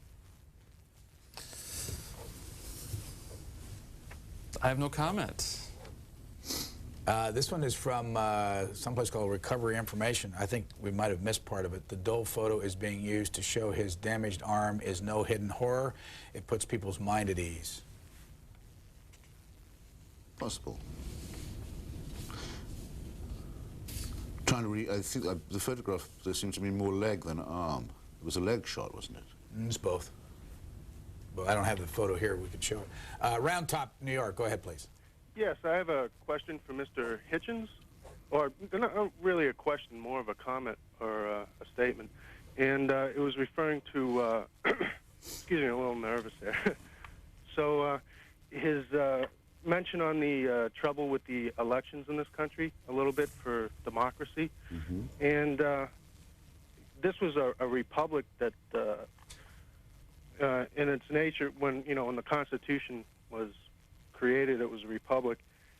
and it's not really a democracy. And I was wondering if he had a comment on that. Well, Mr. York corrected me. I mean, amplified anyway what I was saying by saying that obviously there's been an evolution towards democracy. After all, when the country was founded, some of the potential voters were not so much not allowed to vote as actually were allowed to be held as property, for example. It took a long time for them to get the vote, it took a long time for women to get the vote, it took a long time for direct election to the Senate. I like to point out that we're still a long way from direct election of the president, though many people think that that's what they're getting. For example, I'll give you an instance of what I mean. Very, very often, because of the opinion polls, where they stand now, it looks as if Mr. Clinton would be very easily re-elected in the fall. But even if those opinion poll figures were the same in the fall, it doesn't mean he'd be re-elected because of the weighting given to small states by the Electoral College, because of the weird way that Electoral College delegates are selected and distributed and so forth. And I don't know what should be done about it, but I think the first thing is to realize that these obstacles exist and that this is a very bizarre system, that it is a country where you can't just vote by virtue of being a citizen and where you can't just run if all you want to be is a candidate. That there are all kinds of other political tests that have to be passed and met beforehand. Good morning, C-SPAN. Listening to Hitchens discuss American politics is similar to seeing an Englishman picking his nose. He really has no merit. The itch is not being scratched. Viewpoints, opinions are like most people who display them, with merit or without. A free country permits searing freely, can't read that, also searing freely, also allows for clear thinking, not necessarily hand in glove. E.L. McClister, Bremen, Ohio. I won't be making a note of that address, I don't think. How, do you ever get personally angry when people criticize you? No. I mean, even if they're mean-spirited. No, I get, the Spectator, as a matter of fact, published a letter this issue or last or something by a guy who wrote calling me an ignoramus. It was a terrific letter. So I kind of liked it. San Diego, good morning. Good morning, Mr. Lamb. How are you? Oh, I'm fine. I want to say that I'm happy that Mr. Hitchens is on your show, along with the man from the American Spectator. I find Mr. Hitchens to be very, very interesting. I've seen him on Crossfire several times and Book Notes. Book Notes. But what I was curious is in the San Diego Union, it's a big story down here. They had a beating by the police of some illegal aliens, and I was just wondering, it seems like the cops nowadays can't really do their jobs. I mean, I myself have had police officers pull their guns on me for far less, and I've never cried police brutality or anything like this. And I was kind of curious of what Mr. Hitchens and the gentleman from the American Spectator feel. Thanks, Mr. York. Well, I haven't had the police pull a gun on me, and I think it would be, I'd take it pretty seriously if they did. One of the things about this has been played on national and local news for the last few days. Played again last night when the immigrants filed suit. But there hasn't been much attention to the underlying behavior, which was the 70, 80-mile chase at 70 or 80 miles an hour, in which the cops tried to get the truck to stop and were unsuccessful. Well, I think that's not the case, because, I mean, I know all about that. It seems to me I read it in the same story. It's all a matter of what you decide yourself is salient about the story. It seems there was a chase. The allegation is they were throwing stuff off the truck at the police car and so forth. Fact is that it's fantastically unprofessional for any police officer, once people have stopped, put their hands on the wheel, and are sitting still, to drag them out and knock them around, especially if they're female. And, you know, there are no circumstances in which that's professional police behavior. Facts. Investigation of Ron Brown. Will the investigation continue in any fashion, or has Brown's tragic death converted a potential felon into St. Ron? The independent counsel, Daniel Pearson, announced yesterday that the investigation into Brown himself is over. The funny thing about the Brown special prosecutor was that he was also mandated to look into the affairs of Nolanda Hill, who was Brown's business partner and funneled him hundreds of thousands of dollars for services that are still not clear. She may be, I think, the only private citizen in America with her very own special prosecutor. And the investigation into what she did and the money she may have defrauded SNLs out of is going to continue, but probably by a conventional prosecutor. Kennesaw, Georgia, good morning. Good morning, sir. I was listening to the program the other day, and I heard a guy call in about Kenneth Starr, the investigator for Whitewater, that he had had a conflict of interest in the fact that his law firm had been, being investigated by the RTC while he was investigating the RTC. So I went down to the library, I found the Nation magazine that it was in. I started to read the article, and I was just incredulous that this guy hasn't been pulled out. It also makes everything he does seem like it's skewed because, remember, they removed Fisk because they said they want to protect against the perceptions of conflict. Yet this gentleman, Mr. Starr here, has entered into a secret agreement with the RTC to settle a case against his own law firm. Doesn't that seem a little odd to, and why isn't that in the American Spectator? Mr. York. Well, it just came out, so it hasn't been, the Spectator's a monthly. But the thing that I think Starr should do, and that he's done wrong, is that he should be doing this full-time. He should have left his law firm. He should be doing it full-time to get it over quicker, and not be doing law business on behalf of any clients right now. How much of this has the Nation done on the Kenneth Starr story? There was one big cover story about it, and I think there have been a couple of follow-up pieces since by Murray Wass, and I'm just trying to remember the other author's name, sorry. Anyway, very interesting stuff, thoroughly to be recommended. Chico, California, go ahead, please. Yes, I had a question for the gentleman from Vanity Fair. And we were talking earlier about democracy on C-SPAN, and I was wondering what he thought about the idea of our nation having the opportunity to have a binding national referendum. A binding national referendum? As what? It wouldn't matter so much on what the issue was, but the fact that we don't have it, maybe we should have the chance to have that. You mean any referendum, like California does? Exactly. Can you have propositions in California when it's not an election year? I don't think you can you? They have to get on the ballot as you have to get petitions and get on the ballot. So it's while people are voting anyway. Which seems to me interesting, I mean, because it gives us a scope for citizens' initiative, and it doesn't substitute for the electoral process, which is what I often think people who demand referendums are, with some part of themselves, hoping to do. Byron York? Well, that would kick out 200 years of reliance on the states to do things. I mean, when you want to amend the Constitution, you have to do it through Congress and then through the state legislatures. And the idea of having one big up or down vote would be pretty much against anything that's ever been practiced in American government. Chicago, you're next. Good morning. Hi.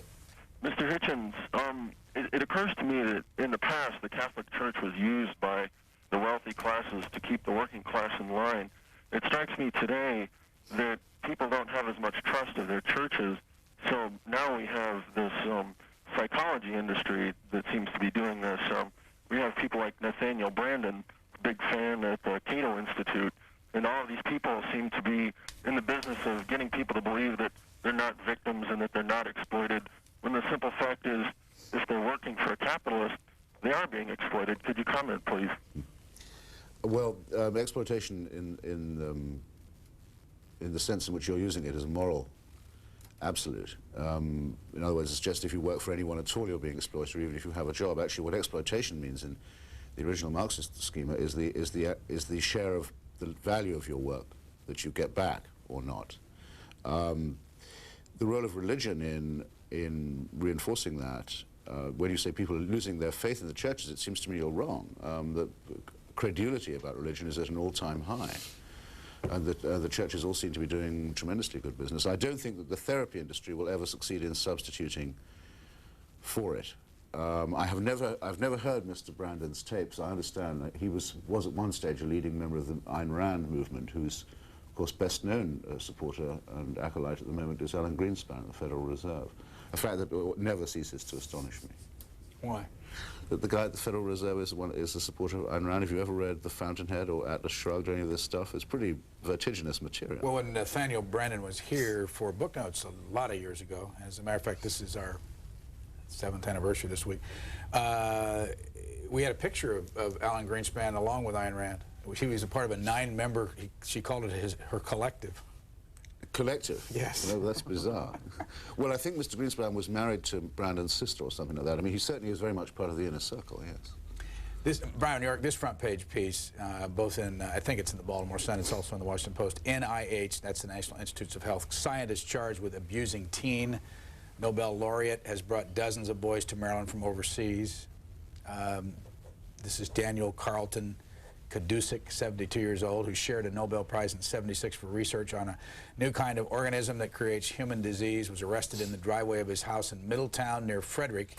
It's in Maryland. After returning home from a trip overseas, he was booked into the Frederick County Jail on state charges involving child abuse and perverted sexual practices and was held on $1 million bond. Any comment? Well, this couldn't help but attract a lot of attention. As I looked into it last night, he's brought a number of boys over, mostly boys, over from Micronesia and New Guinea. And when you look at his Who's Who in America reference, it lists 40 children. One of those has gone to the cops and alleged that he abused him sexually, and he made some kind of bizarre comments to local news crews last night as he was being driven away. Probably shouldn't have talked at all. San Diego, you're next.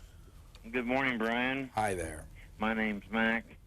I was wondering why the media, and especially C-SPAN, hasn't reported upon the fact that a young girl was kidnapped from Los Angeles, driven at high speed.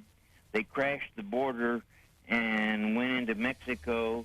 The Mexican gendarme pulled a weapon and shot and killed her, and the driver is wounded. But everybody's making a big to-do about illegal aliens who wouldn't lie down on the ground as ordered by 2 officers who spoke both English and Spanish to the woman and the man. Did you find, the first answer to your first question, we don't know about that here, but that's not... Why don't you check with KNSD TV or KFMB TV here in San Diego? Well, they have video of it. Well, thanks. That's why it doesn't sound as if it has been ignored by the media. Yeah, well, we don't report the news except what happens in this town unless you call us, and that's what this is all about. But let me go to the second point. Does that, do you find nothing wrong with what the officers did there in light of what happened with the Mexicans? Number one, the excerpt that the media is showing is only the last excerpt of the video. It's not showing what led up to it, which they do have. It's not showing the 6 to 8 cars that were run into by the pickup truck, and it doesn't have the sound where the officers told the man and the woman to lie down on the ground. If the woman had stayed in the car with her hands on the dashboard, she wouldn't have gotten into any trouble, but she tried to get out and get away. Mr. York. I think the chase story only shows, excuse me, the shooting story, shows that law enforcement is wilder in Mexico. Doesn't really speak to anything that was done in the LA case. Is there any way, from what you know now, that you would justify what those officers did? Not the beating. I think, look, you can try to be understanding that, you listen to the police radio and these guys are, all completely on edge. They're full of adrenaline. They finally make the stop. But no, you can't justify beating them like that. Mr. Hitchens? Well, I think we just did this. I had the impression we went through all this a few minutes. Well, you never know what you get. I'm not sure that wasn't a call from San Diego as well. But anyway. You may be right, maybe the same I'm not call. making this up, am I? We did just do all that. Do you know what day this is? And I did say what I thought about why policemen should not hit people once they've arrested them. Thank you. Yeah. Long Island. I'll gladly, Long Island, good morning. Good morning. First of all, when you first come on this morning, this Mr. York, when the Turkey, Pakistan was brought up, he said he wasn't interested. Well, that's true. The only thing the Spectator knows is to anti-Clinton. I mean, we could be getting bombed, and they'd be yelling, "Get Clinton, get Clinton." And the next one is the Washington Times. Same thing. You had a reporter on yesterday who you questioned all the things that he was against Clinton. Then you brought Throw on and said that was a balanced program. But none of those questions were asked to that man. He, of course, he was too intelligent for some of the questions to start with. And the last point is that when you were bringing up Amos, Brian, you berate yourself. You act like this giddy person, so caught up. I mean, after all, it was your vice president who invited him, so you had to run. You made a lot of attention with that story. Caller, hold on. It was not our vice president that invited him. Someone called in, and the one moderating that day said your vice president. They asked if anybody in C-SPAN had anything to do with hiring. No, it didn't happen that way. He was.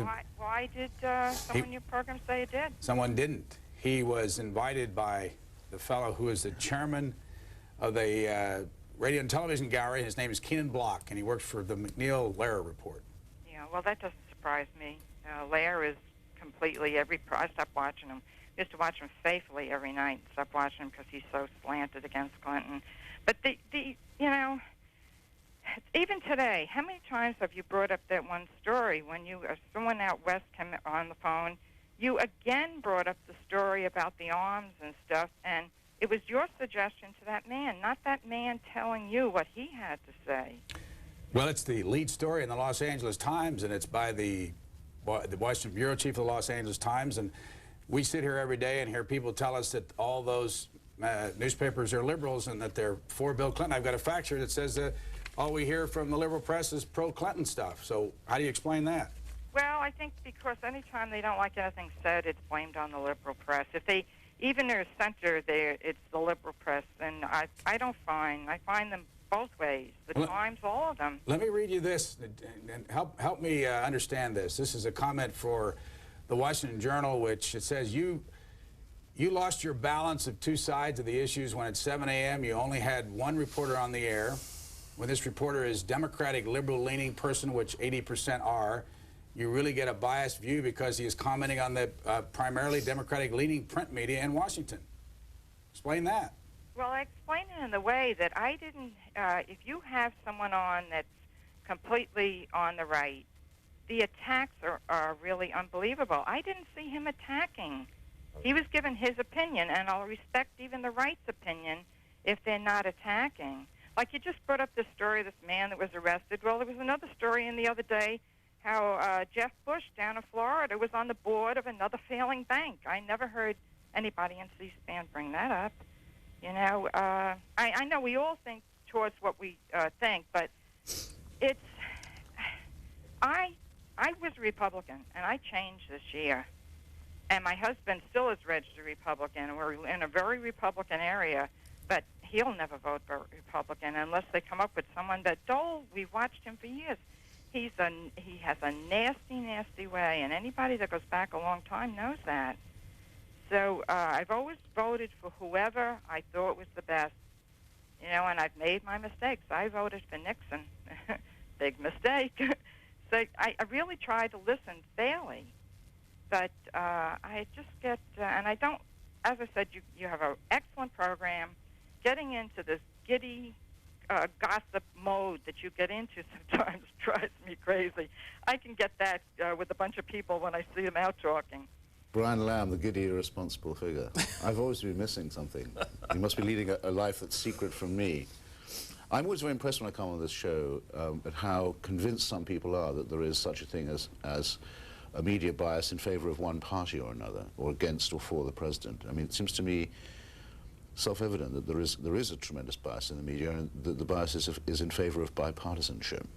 That's what every journalist is hoping to demonstrate, and every newspaper is trying to encourage. And that's what makes so much of the coverage boring and half-hearted, of course. I like the call. It's just me and Jim Lehrer on the radical right. Santa Barbara, you're next. Okay. You're on. Good morning. Good morning. Mike is my name. Good morning, Mike. It's good to get through to you. Good to have you get through. All right. I've just been watching your show for the last few months, and I really like it, and appreciate it very much. The last caller, they were, trying to indicate that in some way or another that you or C-SPAN was included in the left-leaning media, or did I misunderstand that? No, I think she was... No, the anti-Clinton. Yeah, the anti-Clinton media. Yeah, it's the same argument but made about a different topic. Yeah, well, what I find about the right is they have or at least very few of them have the ability to give an opinion without attacking. And I find that true in The Spectator, and it's Clinton, to my way of thinking, practices the politics of community. They accuse him of being wishy-washy and going back and forth. I see him coming from trying to bring people together, where the right seems to be divisive by its very nature. I'm confused, caller. You just said that the right was able to comment on Bill Clinton without attacking or by attacking? They weren't able to give an opinion without attacking. Oh. And Clinton, they accuse him of being wishy-washy or going back and forth, and actually what he's trying to do is he's practicing the politics of community or bringing people together. All right, thanks. And we're about out of time. Politics is division by definition, I suppose. It's pointless saying this to people, but I mean, I love it when people say, but this is the politics of division. What is politics but division? It's saying the politics of bringing people together. It's like saying the politics of agreement. By definition, it's apolitical. Here's a fax that says, I love the Washington Journal. We hear constantly about the liberal press. If this is so, how do you account for the great press coverage of President Clinton every day for the past 4 years? At this point in the game, on Passover, Good Friday, I don't know what to think. If people say, what do you think? I say, how can I possibly know what to think after sitting here and listening to all these callers? What are we supposed to think after this? Well, the left is calling him him wishy-washy all the time. And, as far as attacks from the right are concerned, I mean, there are attacks. I will say the things that I've written I think are based on a lot of evidence. I did a big piece about reinventing government a while back that was just based on all the stuff I could find from the Clinton administration. Why did President Clinton cross the road? Why? Because he wanted to get to the middle. Is that the last comment for this program? If we've only got one, yeah. What are you two doing for the weekend? Can't remember. Is it the weekend? It's a holiday. All days are working days for me. I'm working on a story, I hate to say this, about the president's insurance policies. We are out of time. Excuse me. Byron York is a contributing writer for the American Spectator. He's a University of Alabama graduate. He's a University of Chicago master's degree holder in American history, a Birmingham, Alabama native, a former producer for WPLG in Miami, and a former CNN producer, 82 to 87. What did you do at CNN? I did everything. I started, like most people do at CNN, on the floor, running teleprompter and camera, and then worked up through writing and copy editing and then producing. So all these folks standing out here, we can expect them to be at our desk here. Michelle, you're going to be over here at this desk with your opinion soon. Someday. Did you ever think you were going to be in the opinion business? No, but I just, it developed into a good sidelight. And Christopher Hitchens, Portsmouth, England native, graduate in philosophy at Oxford. Also was foreign editor with the New Statesman, Washington editor of Harper's at one point, is currently, since 1981, contributing editor to The Nation and contributing editor to Vanity Fair. That's it. Thank you very much. Anytime. We're going to unhook you as we continue here with open phones until the top of the hour, and then we're going to go to the Navy Memorial, which is down between 7th and 9th Street on Pennsylvania Avenue. There's a live picture this morning. The U.S. Navy Memorial is free and can be visited by anyone who is here over this weekend or any weekend. And at that part on the street, if you were to walk right behind the Navy Memorial, you'll see the portrait gallery, real easy to get to, and we'll talk with Admiral Jim Miller later on in the program about what this memorial is all about. Let's continue with our phones here. Next call from Boston, Massachusetts. Go ahead, Boston. You're on the air. Yes, I just have a slightly picky complaint that trying to keep in track of the schedule. I've got American Online, an independent internet provider, and it seems like I never know which one is ahead of the other and which is being posted faster. And I'm very, very heavy into grabbing all the information I can from about the 12 journals I subscribe to, and C-SPAN, which I sneak in the middle of the workday, hoping it doesn't impact me too badly. And so I'd certainly appreciate it if you could put some more resource into getting those updated, because I assume the web's updated because that's the most broadly available, but then I find America Online's ahead of the web. Well, you know, they both should be updated at the same time. I don't understand the problem. I don't no, I understand what you're saying, but I don't understand where the problem is, why they can't be updated at the same time, but I'll be glad to check into it for you. Okay, great. What else is on your mind this morning? Well, oh yes, speaking of newspaper headlines, this was back just a day ago in the Herald. I get my Herald late because I can't get home delivery, but there was an article about a ferry sinking in Haiti, okay, and 100 people lost. And usually when a ferry sinks, it gets some coverage. And this, I don't think, got any coverage at all, and it's amazing how we contrast the value that's given. I'm not making a judgment about it, but we contrast the value that's given to certain lives and versus other lives. And what do you do for a living, sir? I'm a computer consultant. No wonder you know all about those computers. Thanks for calling.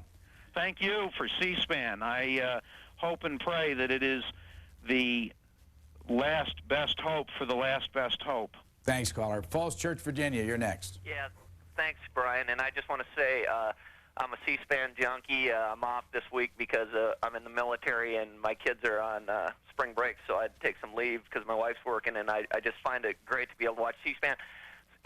You know, you guys do just a super job. When you get calls from both sides claiming that you're biased, that just shows you're getting lively debate, and you do a great job. I watched Lambro yesterday. If they think Lambro was attacking yesterday, I don't think they've read much of Don Lambro or anything. He's a good reporter, and, you know, you guys do a real super job. One real quick point, that fact you got about the 80%, I've seen the actual study where that's based on. That's self-identified. People in the media are 80% Democrat. I wish I could find it for you, and I'll fax it to you, but I'm sure you can find that. That was a self-identified study, so, I mean, that goes without saying. But on page 827 of the Post today, on that Los Angeles Times story, you're talking about the front page of the Los Angeles Times. On 827 of the Post, accord on sale of arms to hostile nations stalled. Russia balks a provision urged by U.S. I find that kind of interesting based on, I haven't seen the Times story, but here in the Post, the U.S. is urging Russia not to, you know, and other countries not to sell arms. And then we have this on the cover of the Times. I think we're looking a little bit hypocritical there. If you read the article in the Post on page 827, and if that story on the front of the Times is true, the Clinton administration is looking very hypocritical. You know, that's what I wanted to talk about. All right. Thanks a lot for calling. New Orleans, you're next. Good morning, Brian. How are you? Fine, sir.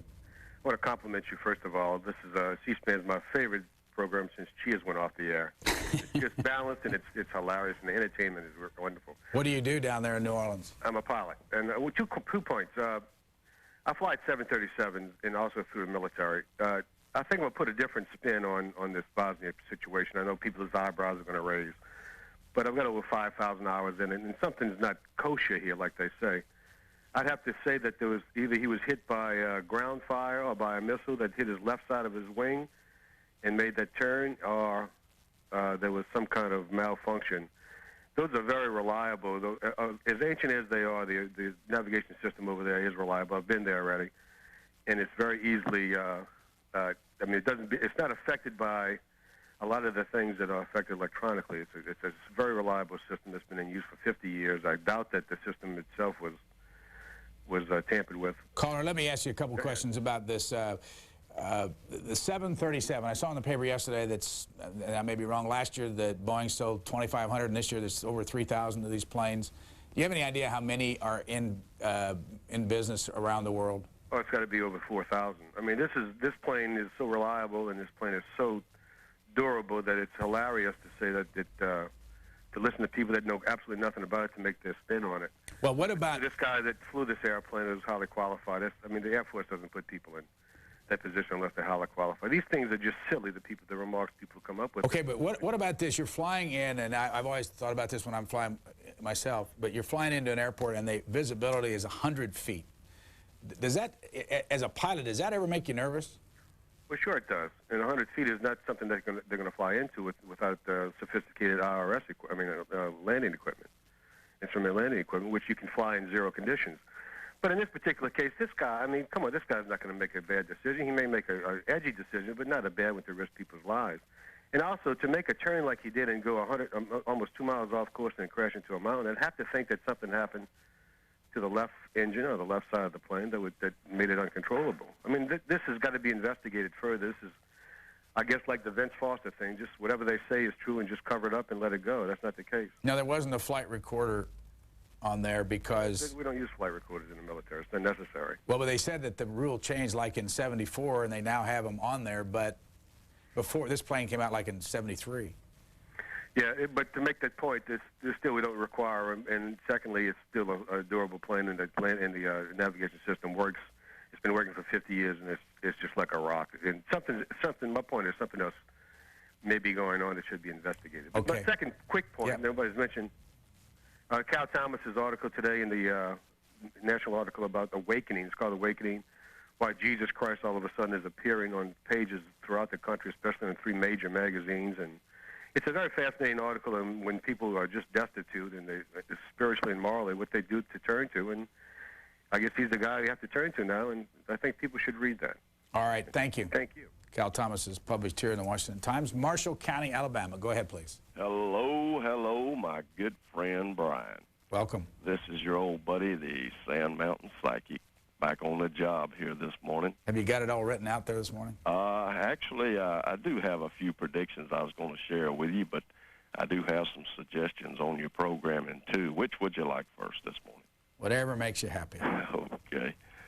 Well, I thought about it hard last night, and a little foggy, but I predict that after a long battle with the FDA, the beer brewers of America will agree to stop using youthful, appealing characters like the Budweiser Frogs and Red Dog, and will instead use more adult-oriented characters like Papa Smurf and the Patty Cake Baker's Man.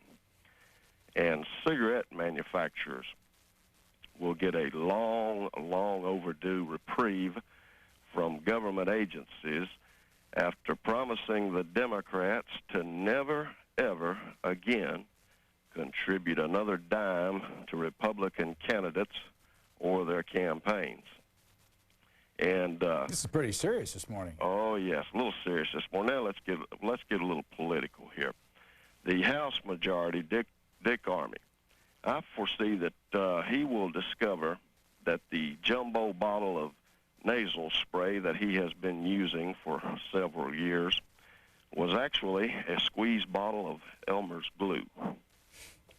And our good buddy, our good friend, Mr. Jesse Jackson, he will call out for a government program to distribute name-brand athletic shoes to inner-city use as a way to curb violence brought on by peer envy, and the program will be known as affirmative traction.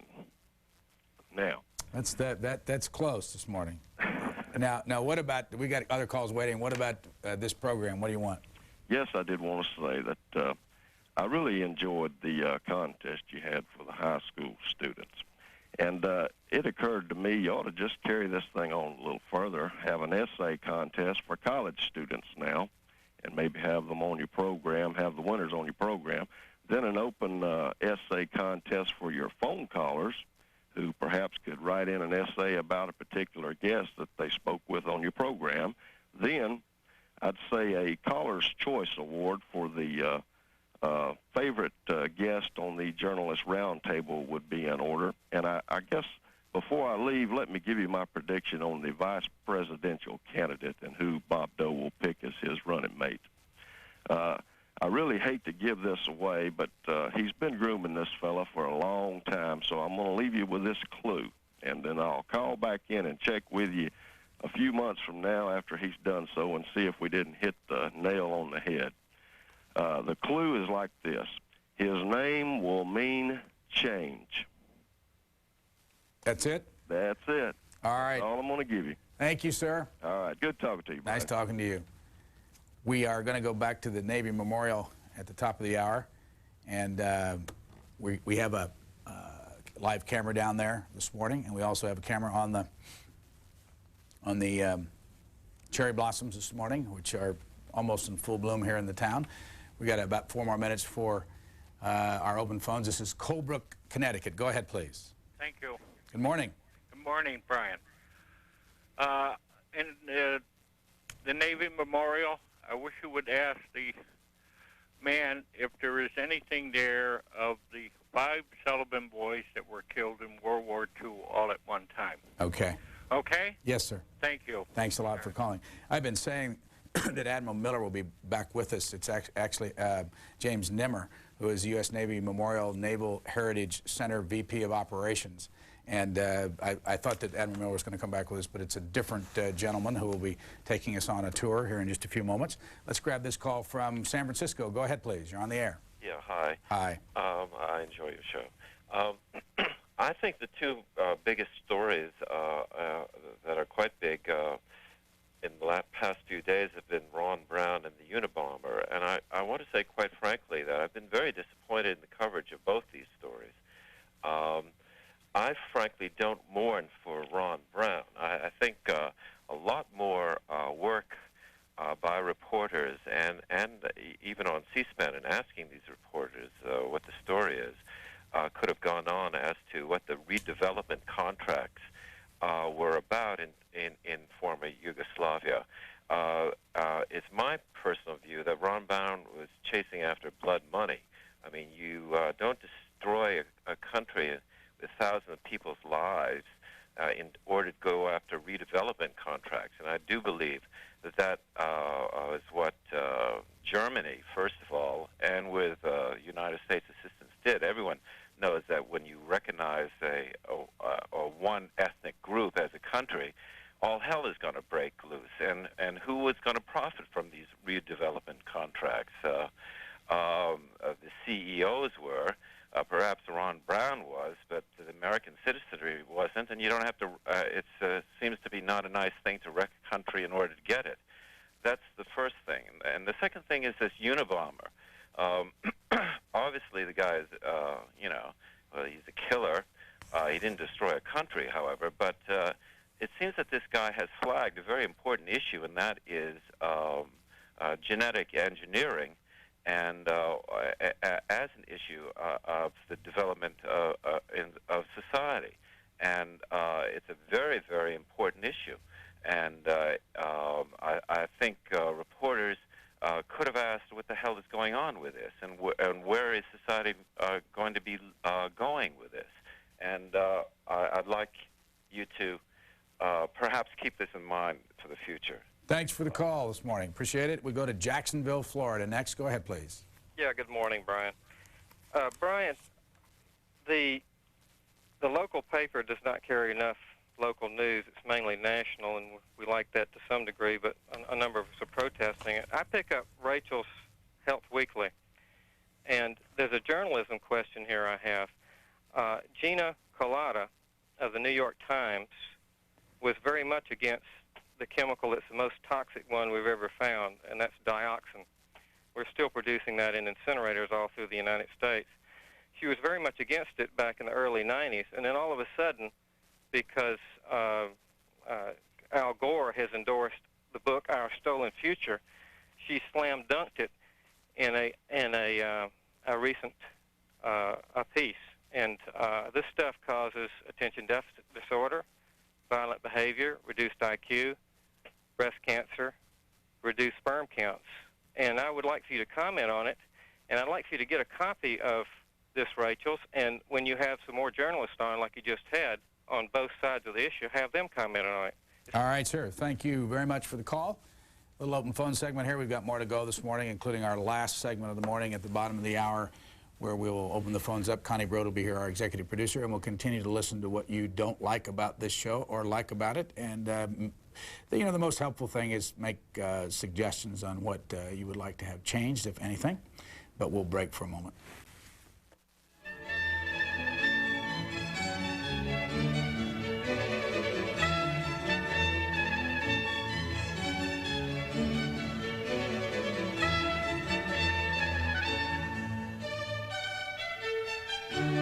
Coming up at 9:30 Eastern Time, an opportunity to ask questions about the Washington Journal with executive producer Connie Broad.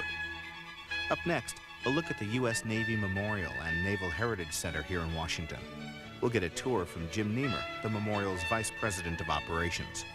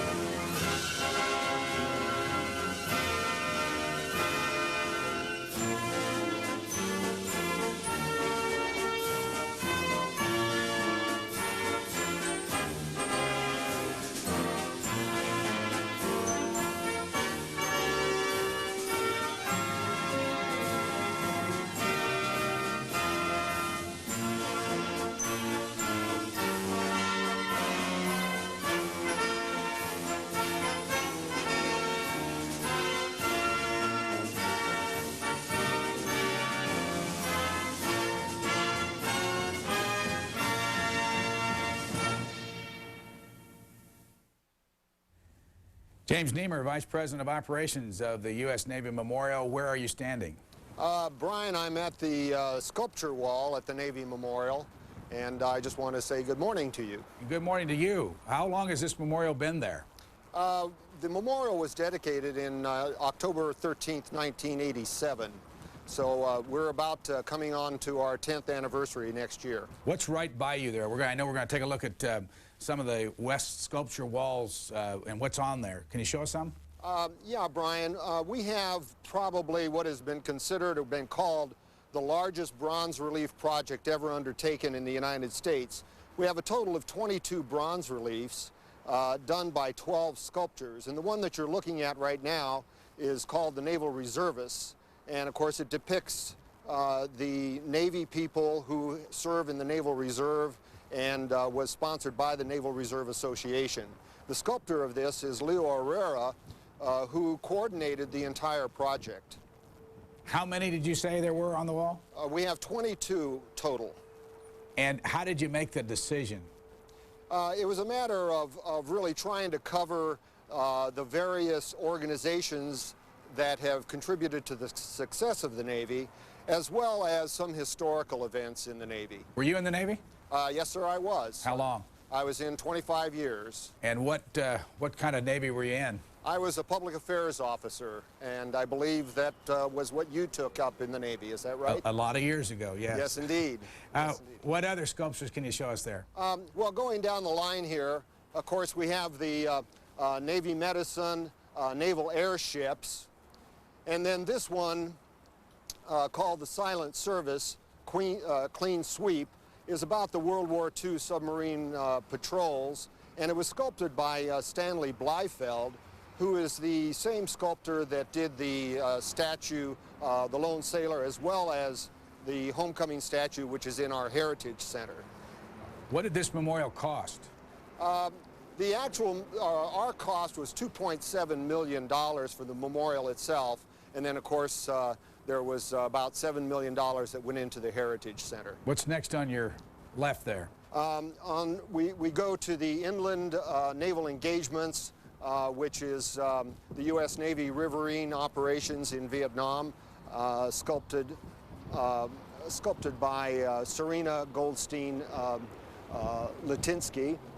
And then the next one we have is called Naval Aviation, and it really depicts the Eugene Ely taking off from the cruiser Birmingham in November of 1910.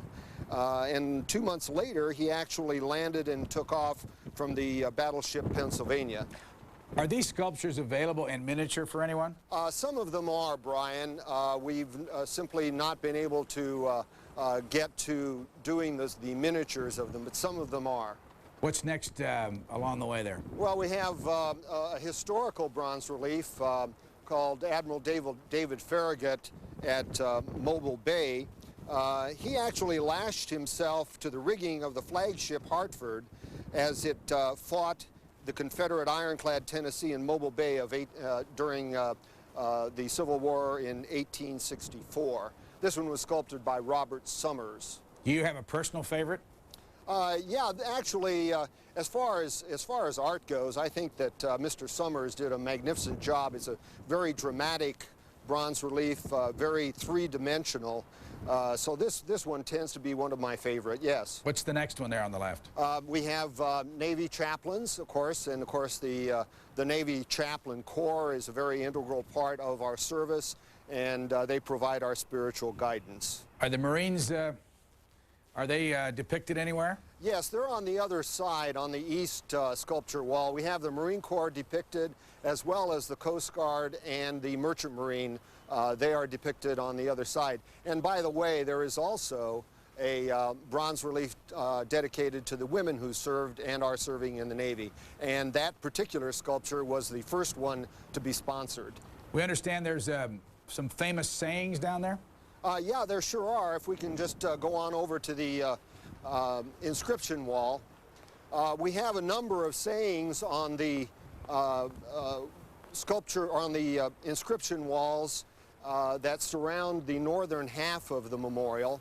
We'll stop here at one that, of course, everybody knows, and it's that's one small step for man, one giant leap for mankind. And of course, those are the words that astronaut Neil Armstrong spoke when he stepped off onto the moon in 1969. How many tourists do you get there a year? We get about 100,000 tourists at the memorial. You know, it's hard to count the number of tourists that actually come through here. It is really a very popular space. If I think some of the footage that you shot shows how popular this is at noontime for people coming out here and eating lunch. So it's hard to kind of track the number of people that come to the memorial.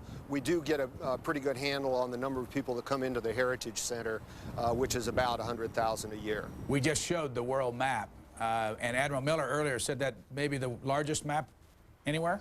Yes, it is. We think it is. We haven't been challenged on that yet. I suspect that one of these days somebody will come along and say, well, there's a bigger one someplace else. But this is a 100-foot map of the world, and it's inlaid granite, two different types of granite, which depicts a polar projection of the world. And of course, the map is, it was very difficult to make. One of the things we wanted to be able to do, of course, was show a projection of the world that really kind of indicated the amount of water that our Mother Earth has on it, and of course that's the environment the Navy operates in. So this is why we selected the polar projection. And you should know that this granite was cut with water. It was a very difficult thing to do. Until we came along, they were having a really hard time cutting stone with water jets, and they developed a slurry that was able to cut through the 2 inches of granite that this map is made out of, and they used a 60,000 psi water jet to cut the map, and that's why you'll see the detail that we've gotten in it. We're going to open the phones up here in just a moment. Jim Nemer, who is Vice President of Operations at the U.S. Navy Memorial, is originally from Omaha, Nebraska. He was born in Trinidad, Colorado.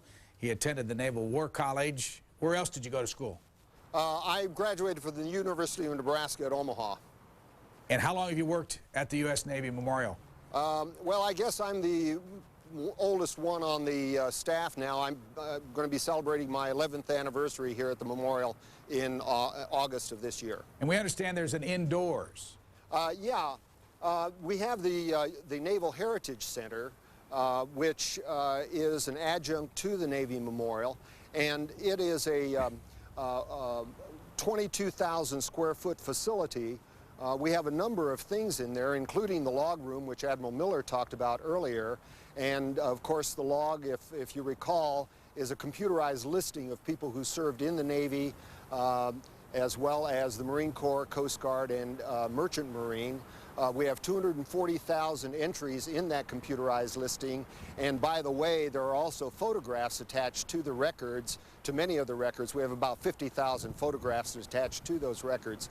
And through interactive video, people can come in and call up their loved ones or themselves from the database and get an image on a monitor, as well as we can actually print out what is in the database for them to take away with them. How many of these entries, and what Admiral Miller told us, 240-some thousand?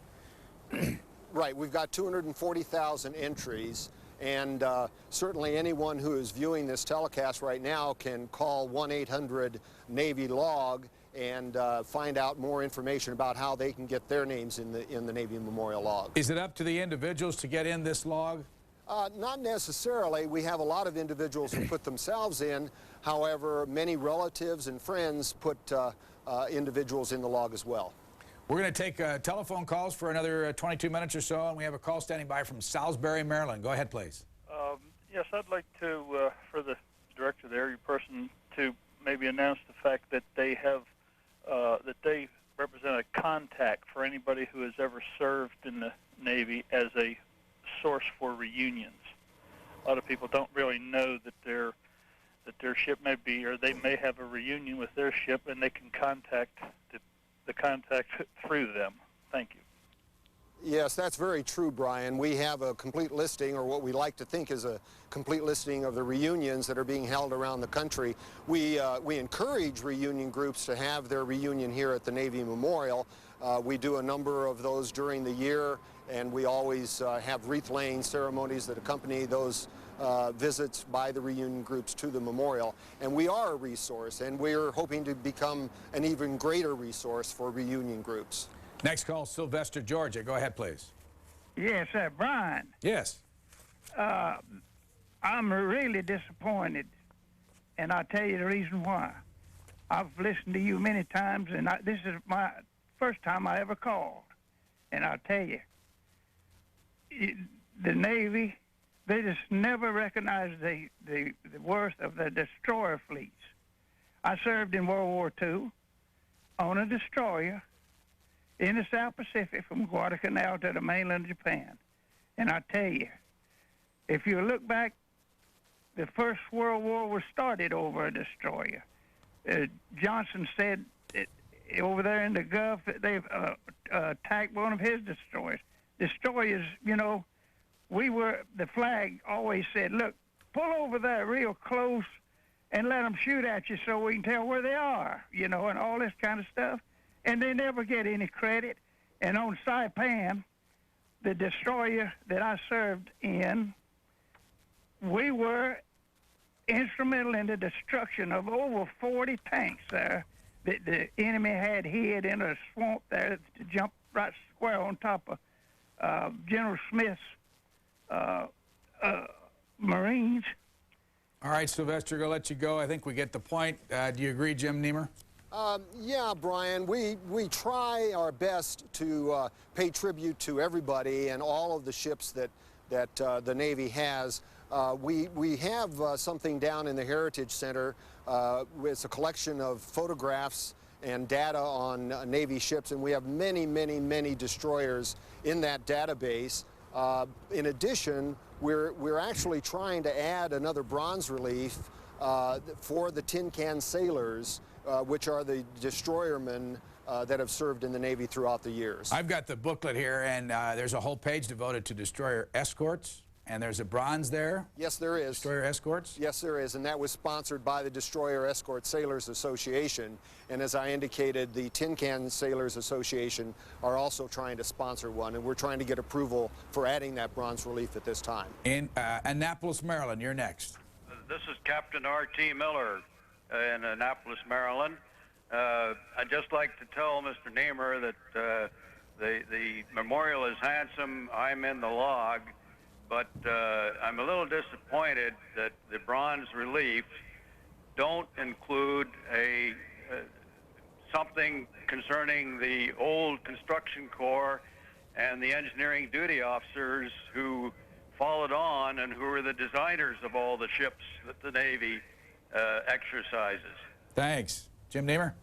Brian, one of the things we didn't get a chance to look at was the bronze relief dedicated to the Seabees, and that is one of the tributes we pay to the engineering side of the Navy. Unfortunately, we simply didn't have as much room as we would like to have had to cover all of the various subjects and elements that go into making the Navy a success. Las Vegas for Jim Nemer. Go ahead, please. Yes, good morning. Ex-Navyman Jim Dearness here. Would you please ask him about the Sullivan brothers, you know, from an earlier caller on the other segment, if they have anything in the visitor center or the brass relief on the Sullivan boys? First of all, Jim Nemer, who were the Sullivan boys, and is there anything in the Heritage Center on them? Yeah, Brian, the Sullivan brothers were 5 brothers that were killed during World War II, and indeed, each one of them are in the Navy Memorial Log. Next call, Washington, D.C. Go ahead, please. Hello, Brian. Hi. I enjoy the show. I watch it every morning before I go to work. Welcome. I live in the neighborhood. I live a half a block from the Navy Memorial, and it's wonderful. And I just wanted the callers, if they're planning on coming to visit Washington, D.C. and do some touring, that you've got to see the area. It's wonderful. They do great entertainment during the summer and the springtime when the bands start coming out on a regular basis. It's just super entertainment. It's a very safe area, and if you miss it in the daytime, if you're touring, you can walk up and down the strip between 7th Street and down towards the Treasury Building and take in all the restaurants and still in the evening enjoy the memorial. It's a wonderful place for people to come and see. Thanks. Thanks a lot. Jim Nemer, well, our camera person down there, I'm not sure who's behind your camera, looks around. I want him to look around and just show us the context. I guess it's, is it Bill Heffley? Yeah, it's Bill, Brian. Yeah, and just so we can see, you know, explain where this is in Washington. Yeah, Brian, actually we're halfway between the White House and the Capitol building. As you're seeing right now, it's the National Archives, which sits directly across the street from the Navy Memorial. And I do want to thank that last caller for the wonderful accolade she gave us. And I'd like to comment a little bit further on the kinds of things that we do here at the Navy Memorial. You know, we had over 1,000 different events here at the Memorial last year, and we're bound and determined to surpass that number this year. We have a summer concert series called Concerts on the Avenue, and the map that you're looking at right now actually serves 2 purposes. One is it's to educate people about the amount of water and the element that the Navy operates in, but at night, during the summer months, we turn this into an amphitheater with the stage and lighting and sound system. We put benches out here, and the Navy Band performs here. Every Tuesday night, we start our concert series on Memorial Day of this year, of course. And as I say, every Tuesday evening we have a concert with the Navy Band up through and including Labor Day. So everybody is certainly invited to come to that. Fort Oglethorpe, Georgia. Next, go ahead, please. Chief Daugherty, retired U.S. Navy, U.S. Coast Guard, and I joined the Naval Memorial Fund back in, I think it was 86 or somewhere back in there. and I just want to compliment them for a great job they done. And I'd like to get up there soon and see that memorial. I think it's outstanding, and it's just a compliment to the past Navy and the future Navy and the present Navy, and I just want to thank them very much. Thanks. Jim Nemer, how much, it cost anything to visit any part of the memorial? Brian, there is no cost, of course, to come into the Navy Memorial itself, because it actually is public property belonging to the Interior Department and the Park Service. They actually maintain the memorial, and we retain control of the scheduling of the memorial. There's no cost to go into the Heritage Center. There is a charge, a nominal charge, to see the movie At Sea. And as I say, it's a very nominal charge to see that film. I have this booklet here, Granite Sea. How much does this cost with all the pictures and, and the story on the memorial? Brian, I think it's around $5 or $7. I'm not really sure. Next call, Casper, Georgia. Go ahead, please. Hello, Casper. You're on the air. That's Casper, Wyoming. I thought so. Good morning. Good morning. My name's Ed Hills. I'm a retired Master Chief. I visited the memorial, and I really like it. And I'd like to say I appreciate your show. I watch it fairly regularly. I just wanted to comment, and I think it's important to note. You mentioned that one of the first murals or bronze relief things that were done were the one on women in the Navy. I was personally involved in workshops that dealt with sexual harassment and sexual equality as far back as the early 1980s. And I think it's important to note that the Navy was very proactive with this and was early in this compared with corporate America. And people overlook that when they see situations like tailhook. And I think it's important that that's brought out, and I'd appreciate your help with that. Thanks. Thanks. Jim Nemer? Master Chief, thank you for those comments. That's absolutely true. The Navy's been a real leader in dealing with the sexual harassment issue, and certainly whenever there is something that comes up, we like to think, and I truly believe that the Navy is right on top of it. And you have excuse me, you have one of those bronze reliefs there dedicated to women in the Navy? Yes, as I mentioned earlier, the first bronze relief that was sponsored was indeed sponsored by the women in the Navy, and indeed they've sponsored a number of things within the Heritage Center as well. So they've been extremely supportive of us, and we thank them very much. What is the story on the theater in the Heritage Center? I beg your pardon? What is the story on the theater? How big a theater is it? Well, we have one of the a very large theater. It seats 242 people. It's a very special theater because the film that we show in there is very special. It's a 70-millimeter presentation about the modern Navy taken aboard USS Constellation and centers around the deployment of an aircraft carrier, including amphibious operations. We have 6-track digital sound. The sound actually reaches about 105 decibels in the theater, so the theater is totally soundproofed, so that sound doesn't escape. But it's an extraordinary theater, and I would invite you and all of the viewers to come and see At Sea. The U.S. Navy Memorial between 7th and 9th Streets Northwest in downtown Washington, D.C. It's actually midpoint between the Capitol and the White House on Pennsylvania Avenue. Athens, Georgia. Go ahead, please. You're on the air. Yeah, Brian. Morning. I want to thank you for putting this program on. It's nice. And I want to invite these gentlemen all to come up to our museum at Fall River, Massachusetts, the PT outfit, the mosquito fleet. And another thing, I want to ask this gentleman, anyone that's ever been, I stopped in Manila not long ago on a flight through there. I stopped to go out to the Manila American Cemetery, and that's a must for anybody that ever goes into that area. I have a lot of shipmates buried there, and I stopped to see it, and it is spectacular. It's awesome. Thanks. Yeah, Brian, you know, with regard to that, you know, our Navy Memorial Log has been called the Navy Memorial Wall. It is thought of in terms of a true memorial for people who have served and have sacrificed their lives in the Navy. And we get tremendous emotion going down in that log room. And it's not unlike the same kind of emotion exhibited at cemeteries around the world. Alameda, California, you're next. Go ahead, please. Yes, hello. This is Jim Harrigan. I want to ask Jim about the Pearl Harbor Survivors Association. if there could be room for something there about them. I am a large contributor to the memorial and have the distinction of having survived Pearl Harbor twice. I went back for the 50th in 91, died in the ambulance, and they brought me back to life at Tripler Hospital. Thank you. Thank you. Brian, I would love to be able to say that we could do something for every organization and every event that happened in the Navy throughout the years. That's virtually impossible. I must tell you that the Pearl Harbor Survivors Association has been extremely helpful and supportive in this effort of building a Navy memorial in our nation's capital, and for this we'll always be grateful.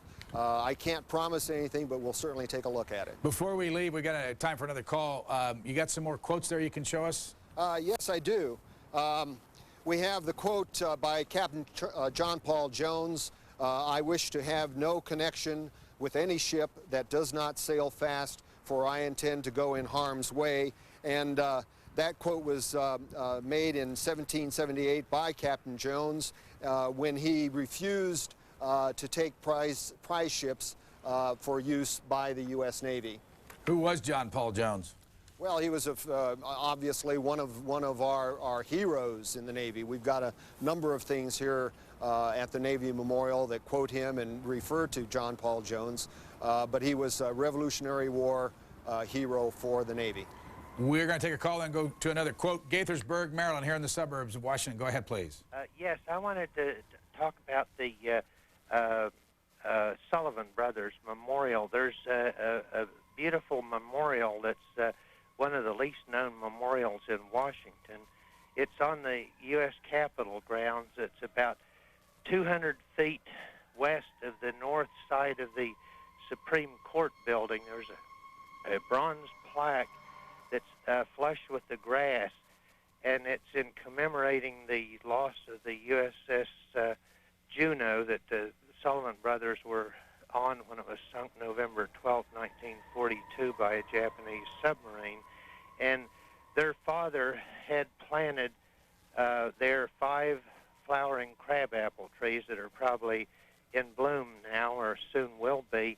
And it's very hard to find, but it's, as far as I know, the only memorial on the Capitol grounds. And I invite people to see that because it's a beautiful memorial, and it has all 5 of the brothers there who I was in the Navy during the Korean War, and I saw this movie, The Fighting Sullivans, and that inspired me to join the Navy, and to me it was one of the great things in my life. And I also commend to your looking at the inscription by John F. Kennedy there by the memorial, and thank you.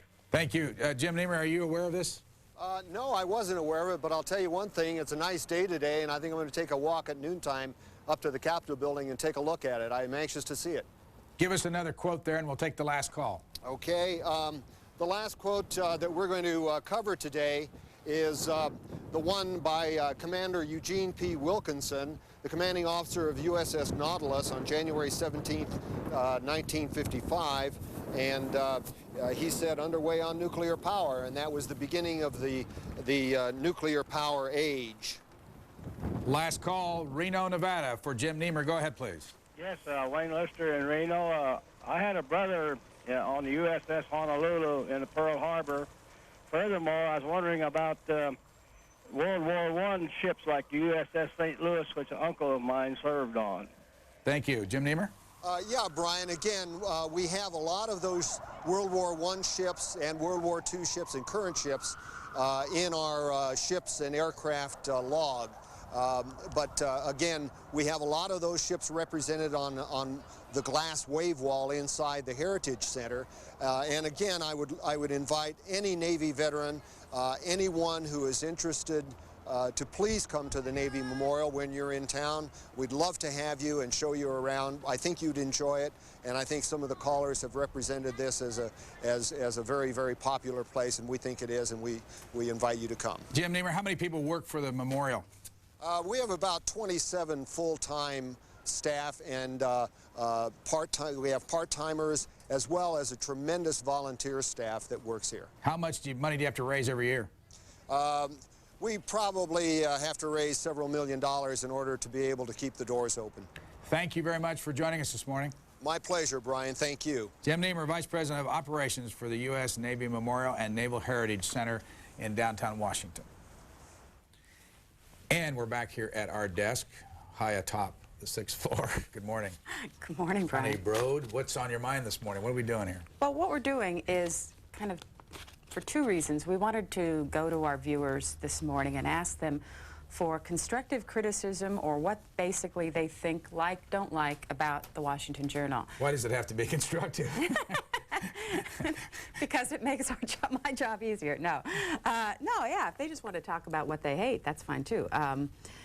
The reason, twofold reason. One, we do this periodically. And two, the Washington Journal is now a year old. Actually, by now it's about 15 months old.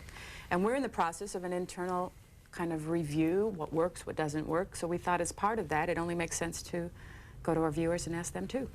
How many people work on the Journal? On a full-time basis, 9 people work on the Journal. I understand we have a slide there, at least for 8 of them. I don't think your name's on there. No, it's not. Leslie Burdick, David Bird, Eloise Collingwood, Katie Cole, Leona Jordan, Julian Mulvey, Christy Shantz, and Peter Slen. Now, we have a camera downstairs, and I think we can show the audience Leona Jordan, and that's not Leona Jordan right there. We'll see in just a moment when Brett punches that up. Can you give us that? There we go. There's Leona. Wave to us, Leona. Leona is an associate producer at C-SPAN, and she has been with us about a year. She's originally from upstate New York, and she is filling in this week because Peter Slen, who normally does that job, is on vacation. And right behind her on the screen was Julian Mulvey, who is, there he is. What's he do? Julian is a production assistant. He is one of the first people who communicates with our callers when they call into this program. And he is originally from England and has been with C-SPAN for several years and with the Journal for about a year. If we can pan to the left there and show where the director sits, and he's a C-SPAN veteran of 803 years, Brett Betzel. There he is. He's in the driver's seat. Well, what's Brett's job? Brett's job is as technical director. Brett basically pushes all the buttons. He pushes the button that decides which camera is on the air. He coordinates all of our field shots, and he basically handles all of our technical issues and problems. I can't see who's sitting there with his back to us. Do you know who that is? In the audio booth? Yeah, no, right to the left there. I think that is Andy Miller. Hi, Andy. Yeah. Good morning. Andy is handling the RoboCam, and anybody who, let me hand you the first fax this morning, and we can show the RoboCam. He is the person who is getting ready to be able to show what you're seeing right now, which is a camera that we have in our ceiling to be able to show both faxes but also newspapers. I don't know whether the audience can see the two things. We'd like to show them where, you know, and Andy is seated 6 floors below us. That's correct. And if we can get a close-up, I don't know if that camera can move. There are a couple things we want to show you. That right above us is a camera, and you can't see it. I can stand up and hit it right there. That shoots down on the table. That's where we put our newspapers and our faxes, and you'll be able to see a long shot of it right now as Andy will come in, and he can control it from downstairs and come in tight on it so that we can show you what we're reading at the same time. You know, I find that one of the best things that the Journal can do, and the reason is that I grew up in a real small town where I didn't have access to major newspapers. And so the ability to be able to actually see what a front page of some of the papers looks like is what we're trying to get across. Carol Oles of Boca Raton says here that my only suggestion would be to cut off the callers on the first segment of Washington Journal that fail to comply with your repeated request to put a new story, an editorial, or something different on the table. And I'll tell you right now, that's my pet peeve. You know, when it's the reason I handed you that fax first. I knew that would get us moving this morning. I mean, it's, you know, they complain. I mean, you all complain about what we do from time to time, which is fair game. But when the callers call up and you're asking them to bring some new information to the table, and they say, "Oh, I have a paper from 3 days ago, and it's an article that had, you know, I don't really care about that. I want to talk about this." Then you'd probably be the first ones to complain to us about violating some balance here, and that's a real irritation. And I think that we're looking into the possibility of basically apologizing, but saying to people, you know, this is mandatory. You have to be able to bring, as I think this carol says, it's about bringing something new to the table, and that's what we've been talking about in that first half hour, of attempting to share with viewers across the country interesting stories, both local and national, that are in papers across the country. When do you decide what guests go on this program? It depends. Some guests are booked way in advance, and some guests are booked the day before, depending upon which segment we're talking about. And we have to be able to respond to what's going on and be able to give our viewers information about issues that they're concerned with. Sometimes we know that in advance, sometimes we don't. Leona Jordan is typing a message, or Julia Mulvey downstairs, and I can see this when I look right into the screen there. I don't know if we can show the audience the teleprompter, but the message is, don't forget Mo Haynes. Oh, well, I had that on my, I was going to tell you, How could we forget Mo Haynes? There he is. Smile at us, Mo. He's our audio director this morning. But half the time, Mo is in Brett's seat. He also is our technical director for half the days, and Brett does it for the other half, and they switch on and off. Fayetteville, good morning. Good morning, Connie and Brian. Good morning. Fayetteville, Arkansas. Yes, I've been with you a long time. You're welcome guest in my home. I have one criticism, one compliment, and two requests. My criticism is I am troubled by how frequently both your guests are Clinton bashers.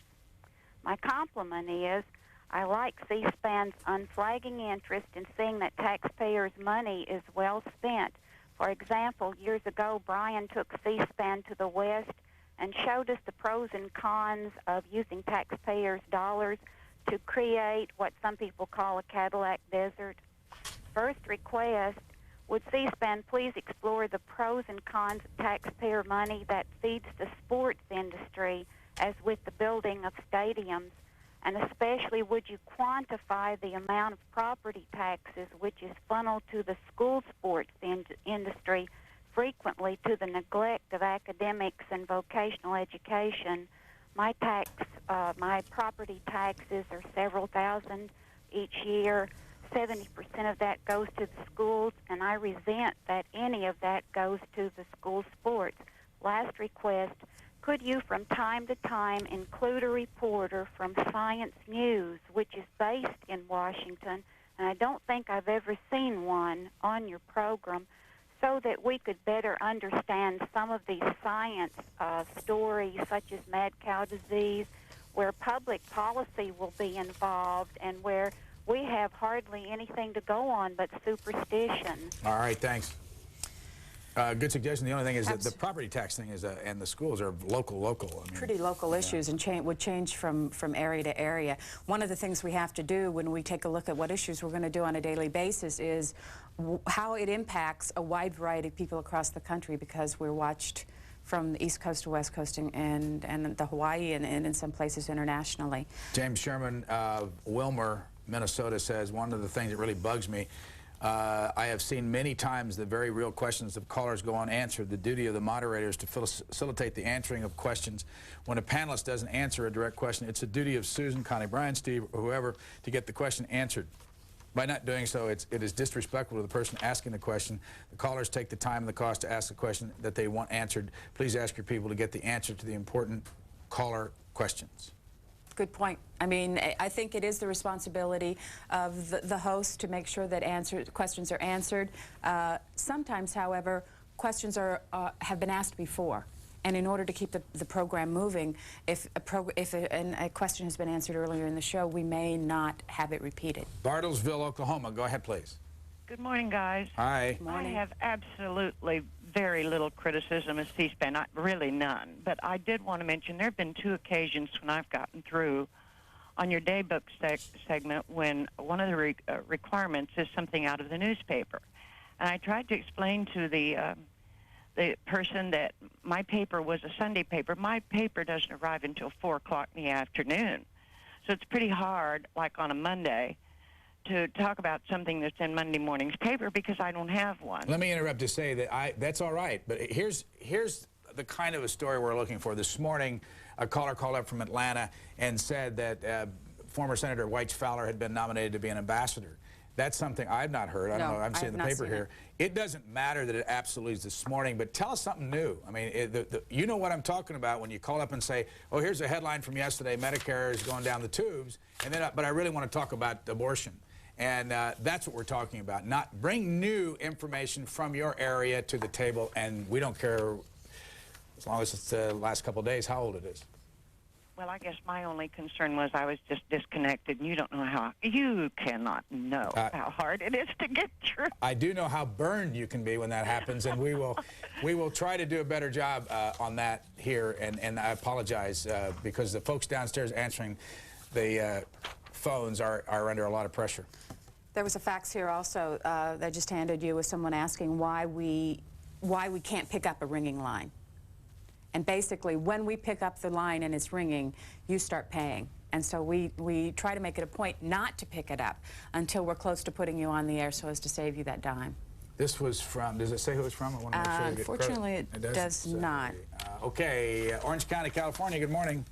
Yes, good morning, Connie. Good morning, Brian. Good morning. I think you do an excellent job. I watch every morning. I'm here out in the West Coast, so I'm up at 4 o'clock in the morning trying to get involved in my government. I think you do the best job at showing both sides. Though I think over the many years that I've trying to keep up with government, I found that both sides are in somewhat have their side, and by what they do is trying to gain the power of Washington, and by not answering the questions and solving the problems that we have out here. And it seems that more or less when I hear the people bash Perot, it wasn't as much as Perot, it's the people that back him and put him on the ballot in all 50 states. He didn't do anything. He was on Larry King one time, and all of a sudden he's the person to be bashed when he's just put out the issues that the Democrats and Republicans refuse to admit to or to solve. And it's just the process that goes on. And now we have campaign finance reform. We have term limits. We have some of the things that would most be detrimental to the party system that is in power now, or both sides, and we have such bashing of Perot. All right, thanks. Go ahead. He's gone. Yeah, well, I just want to say that we'd like to, we only have a little time left, we'd like to ask you to try to combine your criticisms to this program and what you want to improve here, because we can talk about how you feel about Mr. Perot and the supporters later. I have a fact here that says, sure. One problem, this comes from Joe Martin of Oceanside, California. One problem that is becoming apparent is that callers don't seem to average the mood of the country. They seem to be far more conservative than the people I meet. I own a manufacturing business and talk to a wide spectrum of people every week. I believe the Republicans have mastered automatic dialers faster than Democrats.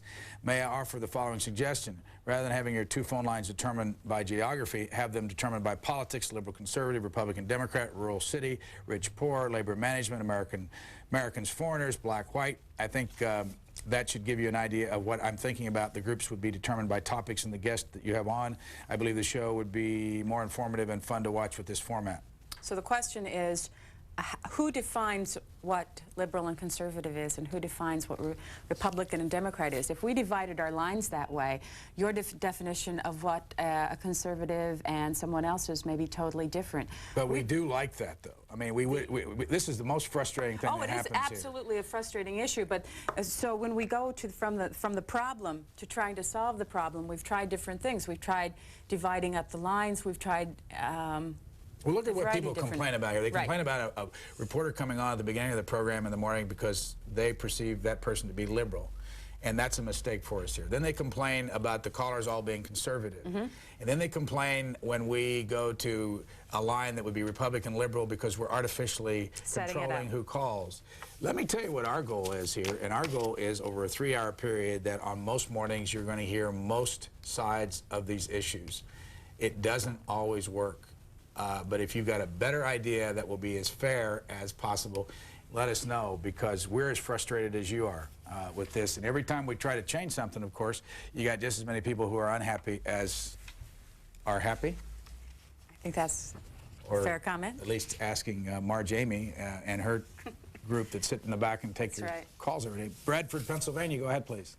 Good morning. Hi there. Good morning. Brian, in this age of cynicism and mistrust in government and mistrust in mostly everything, why don't you have more like heroes on that have come up through, say they made a success, they've been on welfare and they've done good, and they're good examples. There's heroes like like for instance, there was a boxer, Evander Holyfield. He come to a government program, and now he's got a home for kids, and he gives back whatever the government gave him. And I mean, in other words, there's so much mistrust in government programs. Don't you think that if you research these people out, you could find where a lot of good things are going on instead of everything is bad? Thanks. Good suggestion. We need to get out of the Beltway more.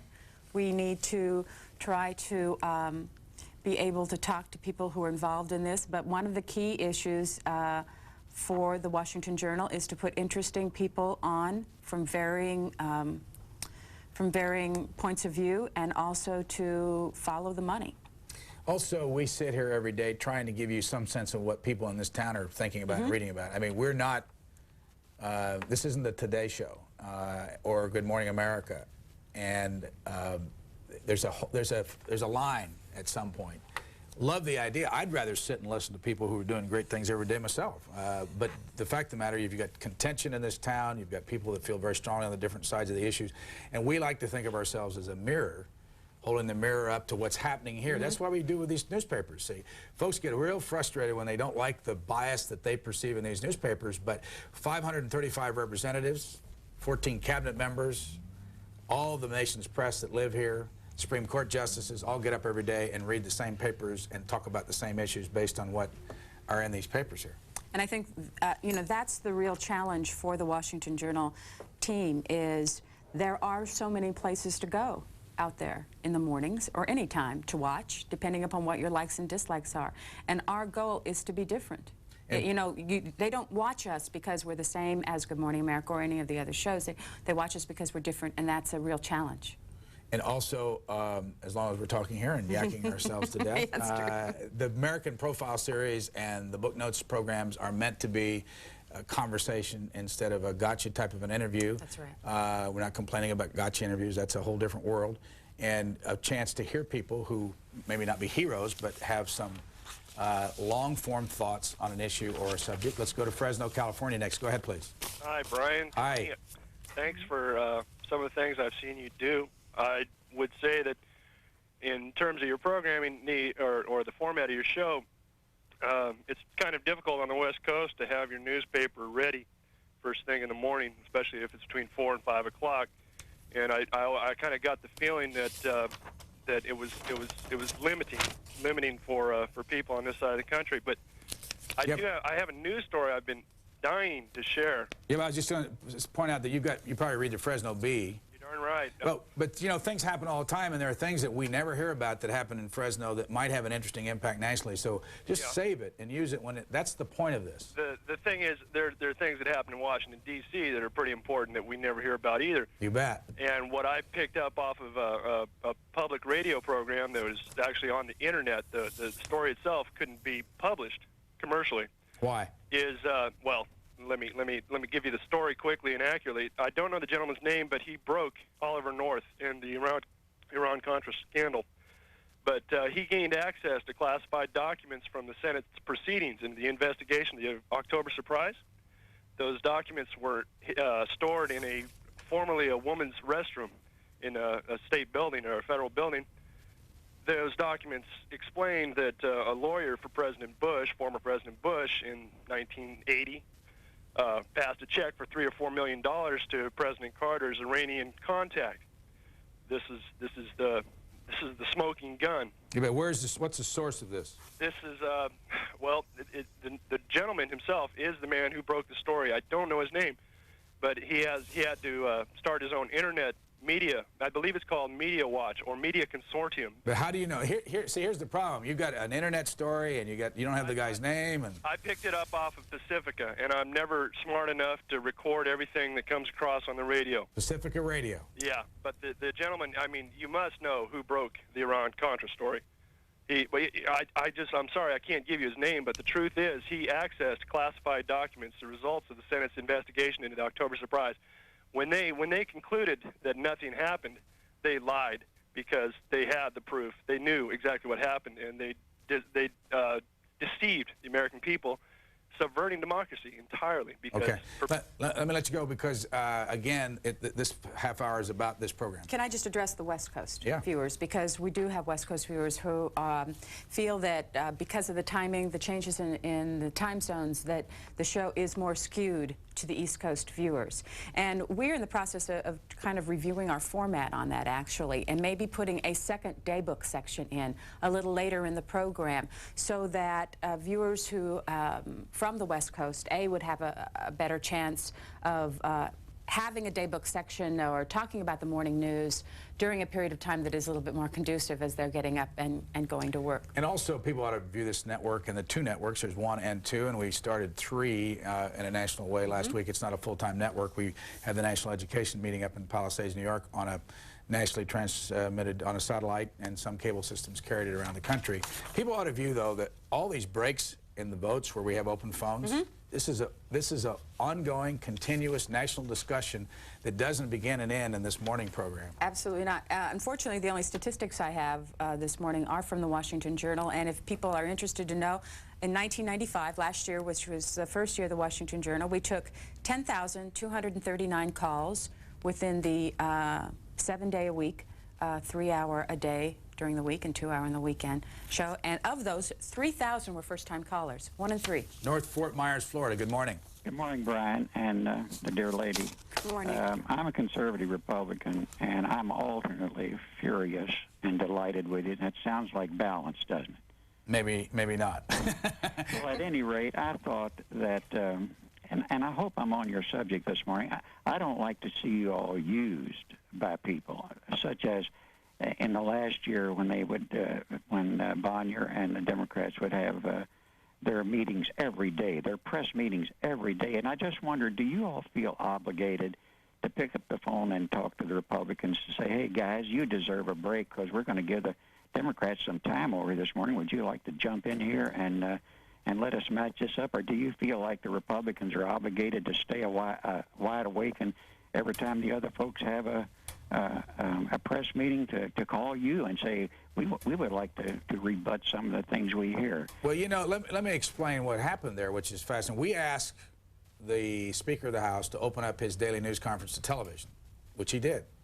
And we told the Democrats if they were interested, we'd have coverage of their daily conference. The same thing was with Bob Dole, and the same thing with Tom Daschle. What happened was that Speaker Gingrich opened it up for a month or so, then didn't like it and shut it down, and the Democrats continue to do this. And on the Senate side, the same thing with Bob Dole. He had 1 day in which he came out for the cameras, and then he didn't do it anymore. But Tom Daschle continued. The Republicans have an open opportunity every day to do this. They just choose not to. Okay, that sounds reasonable to me. Now a bit of trivia, and I'll get off. I noticed that when Congress is voting, and I've mentioned this to one of your people before, they have the name of the Democrat Party as Democratic. Well, you know how conservative I am if that to me insinuates that the Republican is not a Democratic Party. Now I'll let you two educated folks tell me, is the name of that party Democrat or Democratic? It's the Democrat Party, but it is the Democratic is the adjective. And the magic in it is it spelled with a capital D or a small d? If it's a capital D, it's the party. It's different. You know. That's right. Do I get my chance to put my pet peeve in? Absolutely. Very quickly.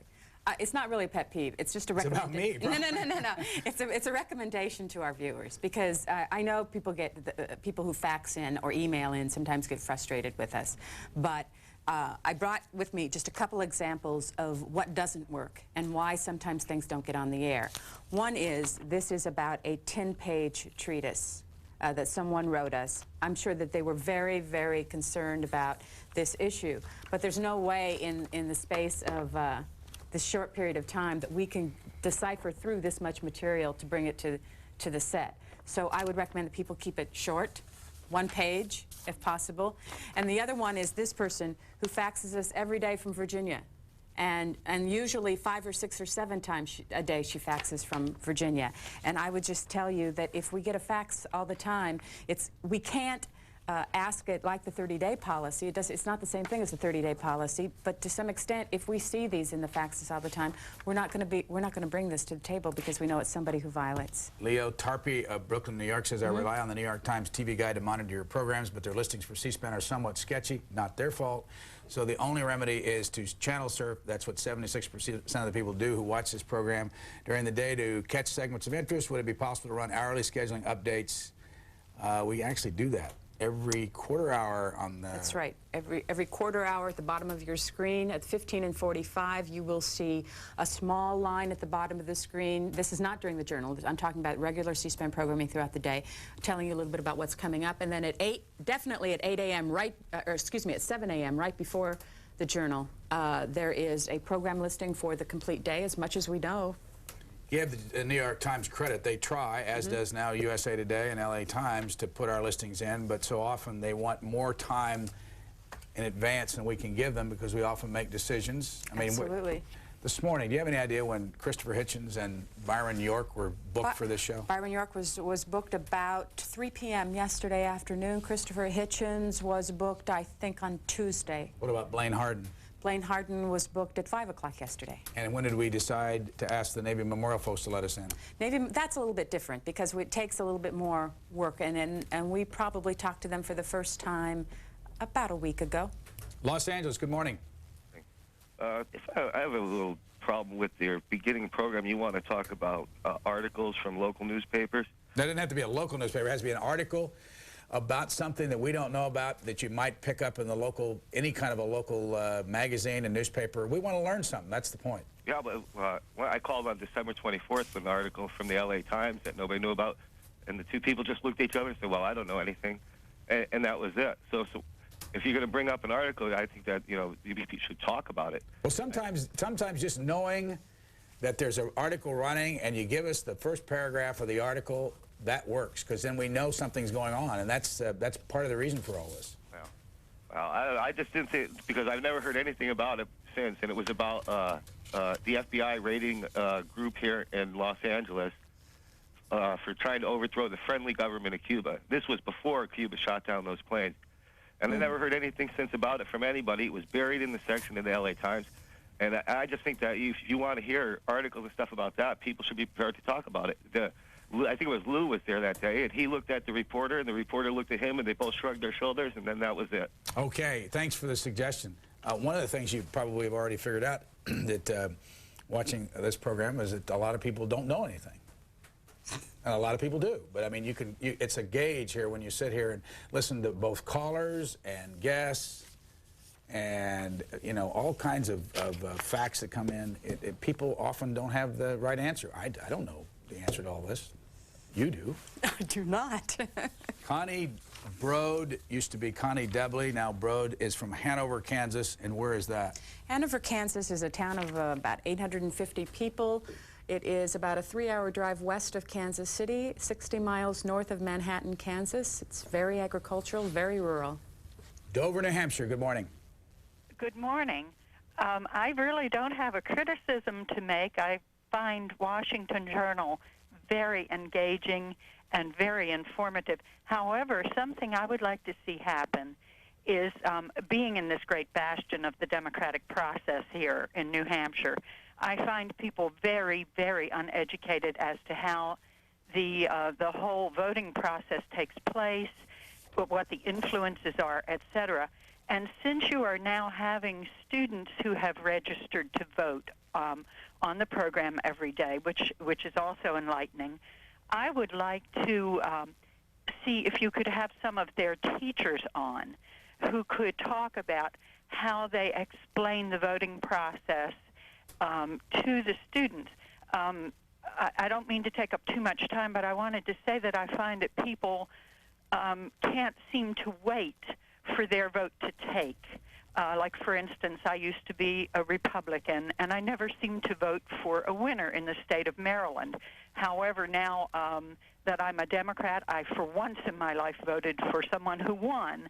And I think people are not willing to wait and use their influence over and over again with the vote until they get what they can't wait to be right or something. Thanks. The only part I can take up on that is the voting, the process part of it, and that is certainly something we try to do. I'd be very interested in hearing from viewers who don't know something about the way government works and want to know.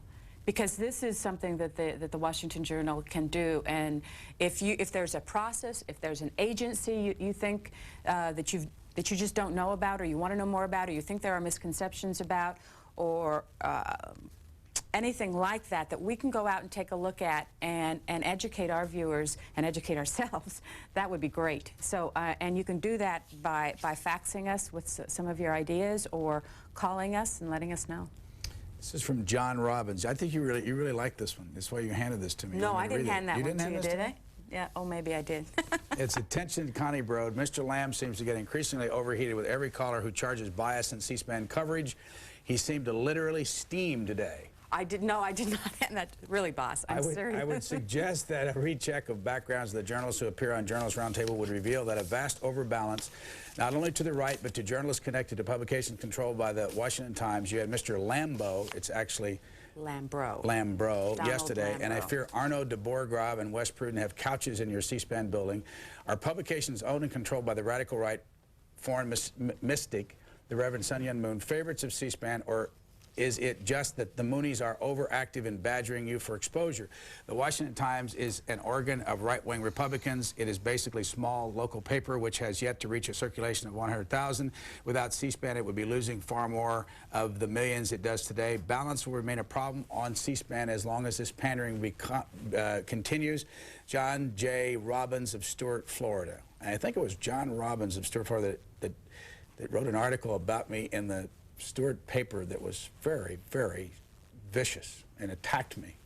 Did you get over-exercise this morning? I did. I usually do when we're accused of being biased. Is this the woman who called in earlier? Yes. Can I address that? Because you kept her on for some time, and what really, the only thing that I like people calling in and telling us what they think about this, but this woman called in yesterday. Really? She did the same thing. Is that right? Yes, it is. And of course, we don't know that if we're not watching every minute of it. Without watching every minute, but I did get a call from somebody who was on the show yesterday who said that person was on yesterday. And as much as we try to keep people to the 30-day policy, you know, it is an honor system. We know that.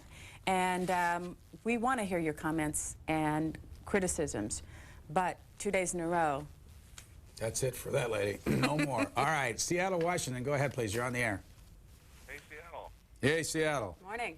You guys are doing a great job. Thanks for C-SPAN. Welcome. What can we do better? Well, I just had an idea. Possibly you're talking of comparing news stories and events that are reported in local newspapers. Why not compare major stories or political events that are published, say, in a foreign paper like the London Times? Great idea. It is a great idea. One of the problems that we have is being able to get that newspaper in a timely fashion. And we're working right now to try to see how we can get some of those foreign papers through the internet so that we can bring them to the table the same morning that they are happening. And just as a sidebar note, Monday we've decided to kind of throw out the format and do all foreign affairs on the Washington Journal, because we realized that being a mirror on Washington, or trying to be a mirror on Washington, sometimes the foreign issues go by the sideway. Do you have anything else you want to say this morning?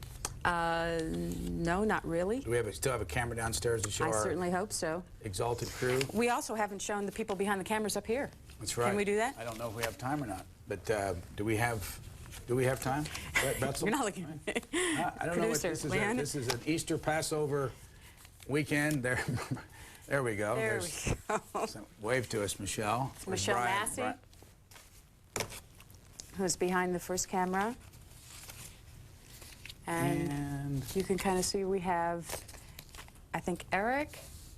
No, Eric's not in here. Oh, Eric's in the other room. That's right. Brian Fertile? Yes. There we go. Fertel. Is it Fertel, Brian? Fertel. Fertel? I'm an intern. And your name? Tina. Tina, what's your last name? Petrus. Where are you from, Tina? Petrus. All St. right. Thomas of Virgin Islands, an intern here.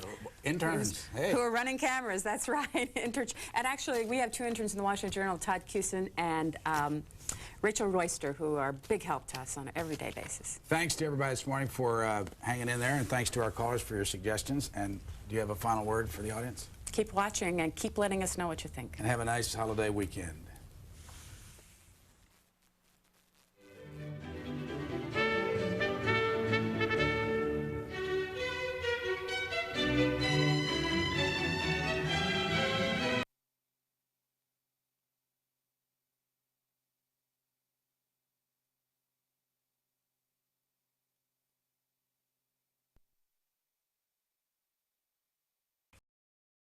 I just had an idea. Possibly you're talking of comparing news stories and events that are reported in local newspapers. Why not compare major stories or political events that are published, say, in a foreign paper like the London Times? Great idea. It is a great idea. One of the problems that we have is being able to get that newspaper in a timely fashion. And we're working right now to try to see how we can get some of those foreign papers through the internet so that we can bring them to the table the same morning that they are happening. And just as a sidebar note, Monday we've decided to kind of throw out the format and do all foreign affairs on the Washington Journal, because we realized that being a mirror on Washington, or trying to be a mirror on Washington, sometimes the foreign issues go by the sideway. Do you have anything else you want to say this morning?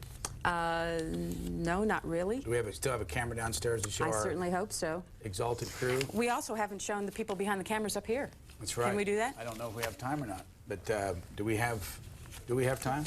You're not looking at me. I don't know what this is. This is an Easter Passover weekend. There we go. There we go. So wave to us, Michelle. It's Michelle Massey, who's behind the first camera.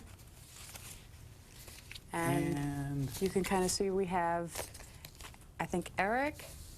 No, Eric's not in here. Oh, Eric's in the other room. That's right. Brian Fertile. Yes. There we go. Fertel. Is it Fertel, Brian? Fertel. I'm an intern. And your name? Tina. Tina, what's your last name? Petrus. Where are you from, Tina? Petrus. Oh, St. right. Thomas of Virgin Islands, an intern here. Interns, hey. Who are running cameras, that's right. And actually, we have two interns in the Washington Journal, Todd Cusin and Rachel Royster, who are big help to us on an everyday basis. Thanks to everybody this morning for hanging in there, and thanks to our callers for your suggestions. And do you have a final word for the audience? Keep watching and keep letting us know what you think. And have a nice holiday weekend.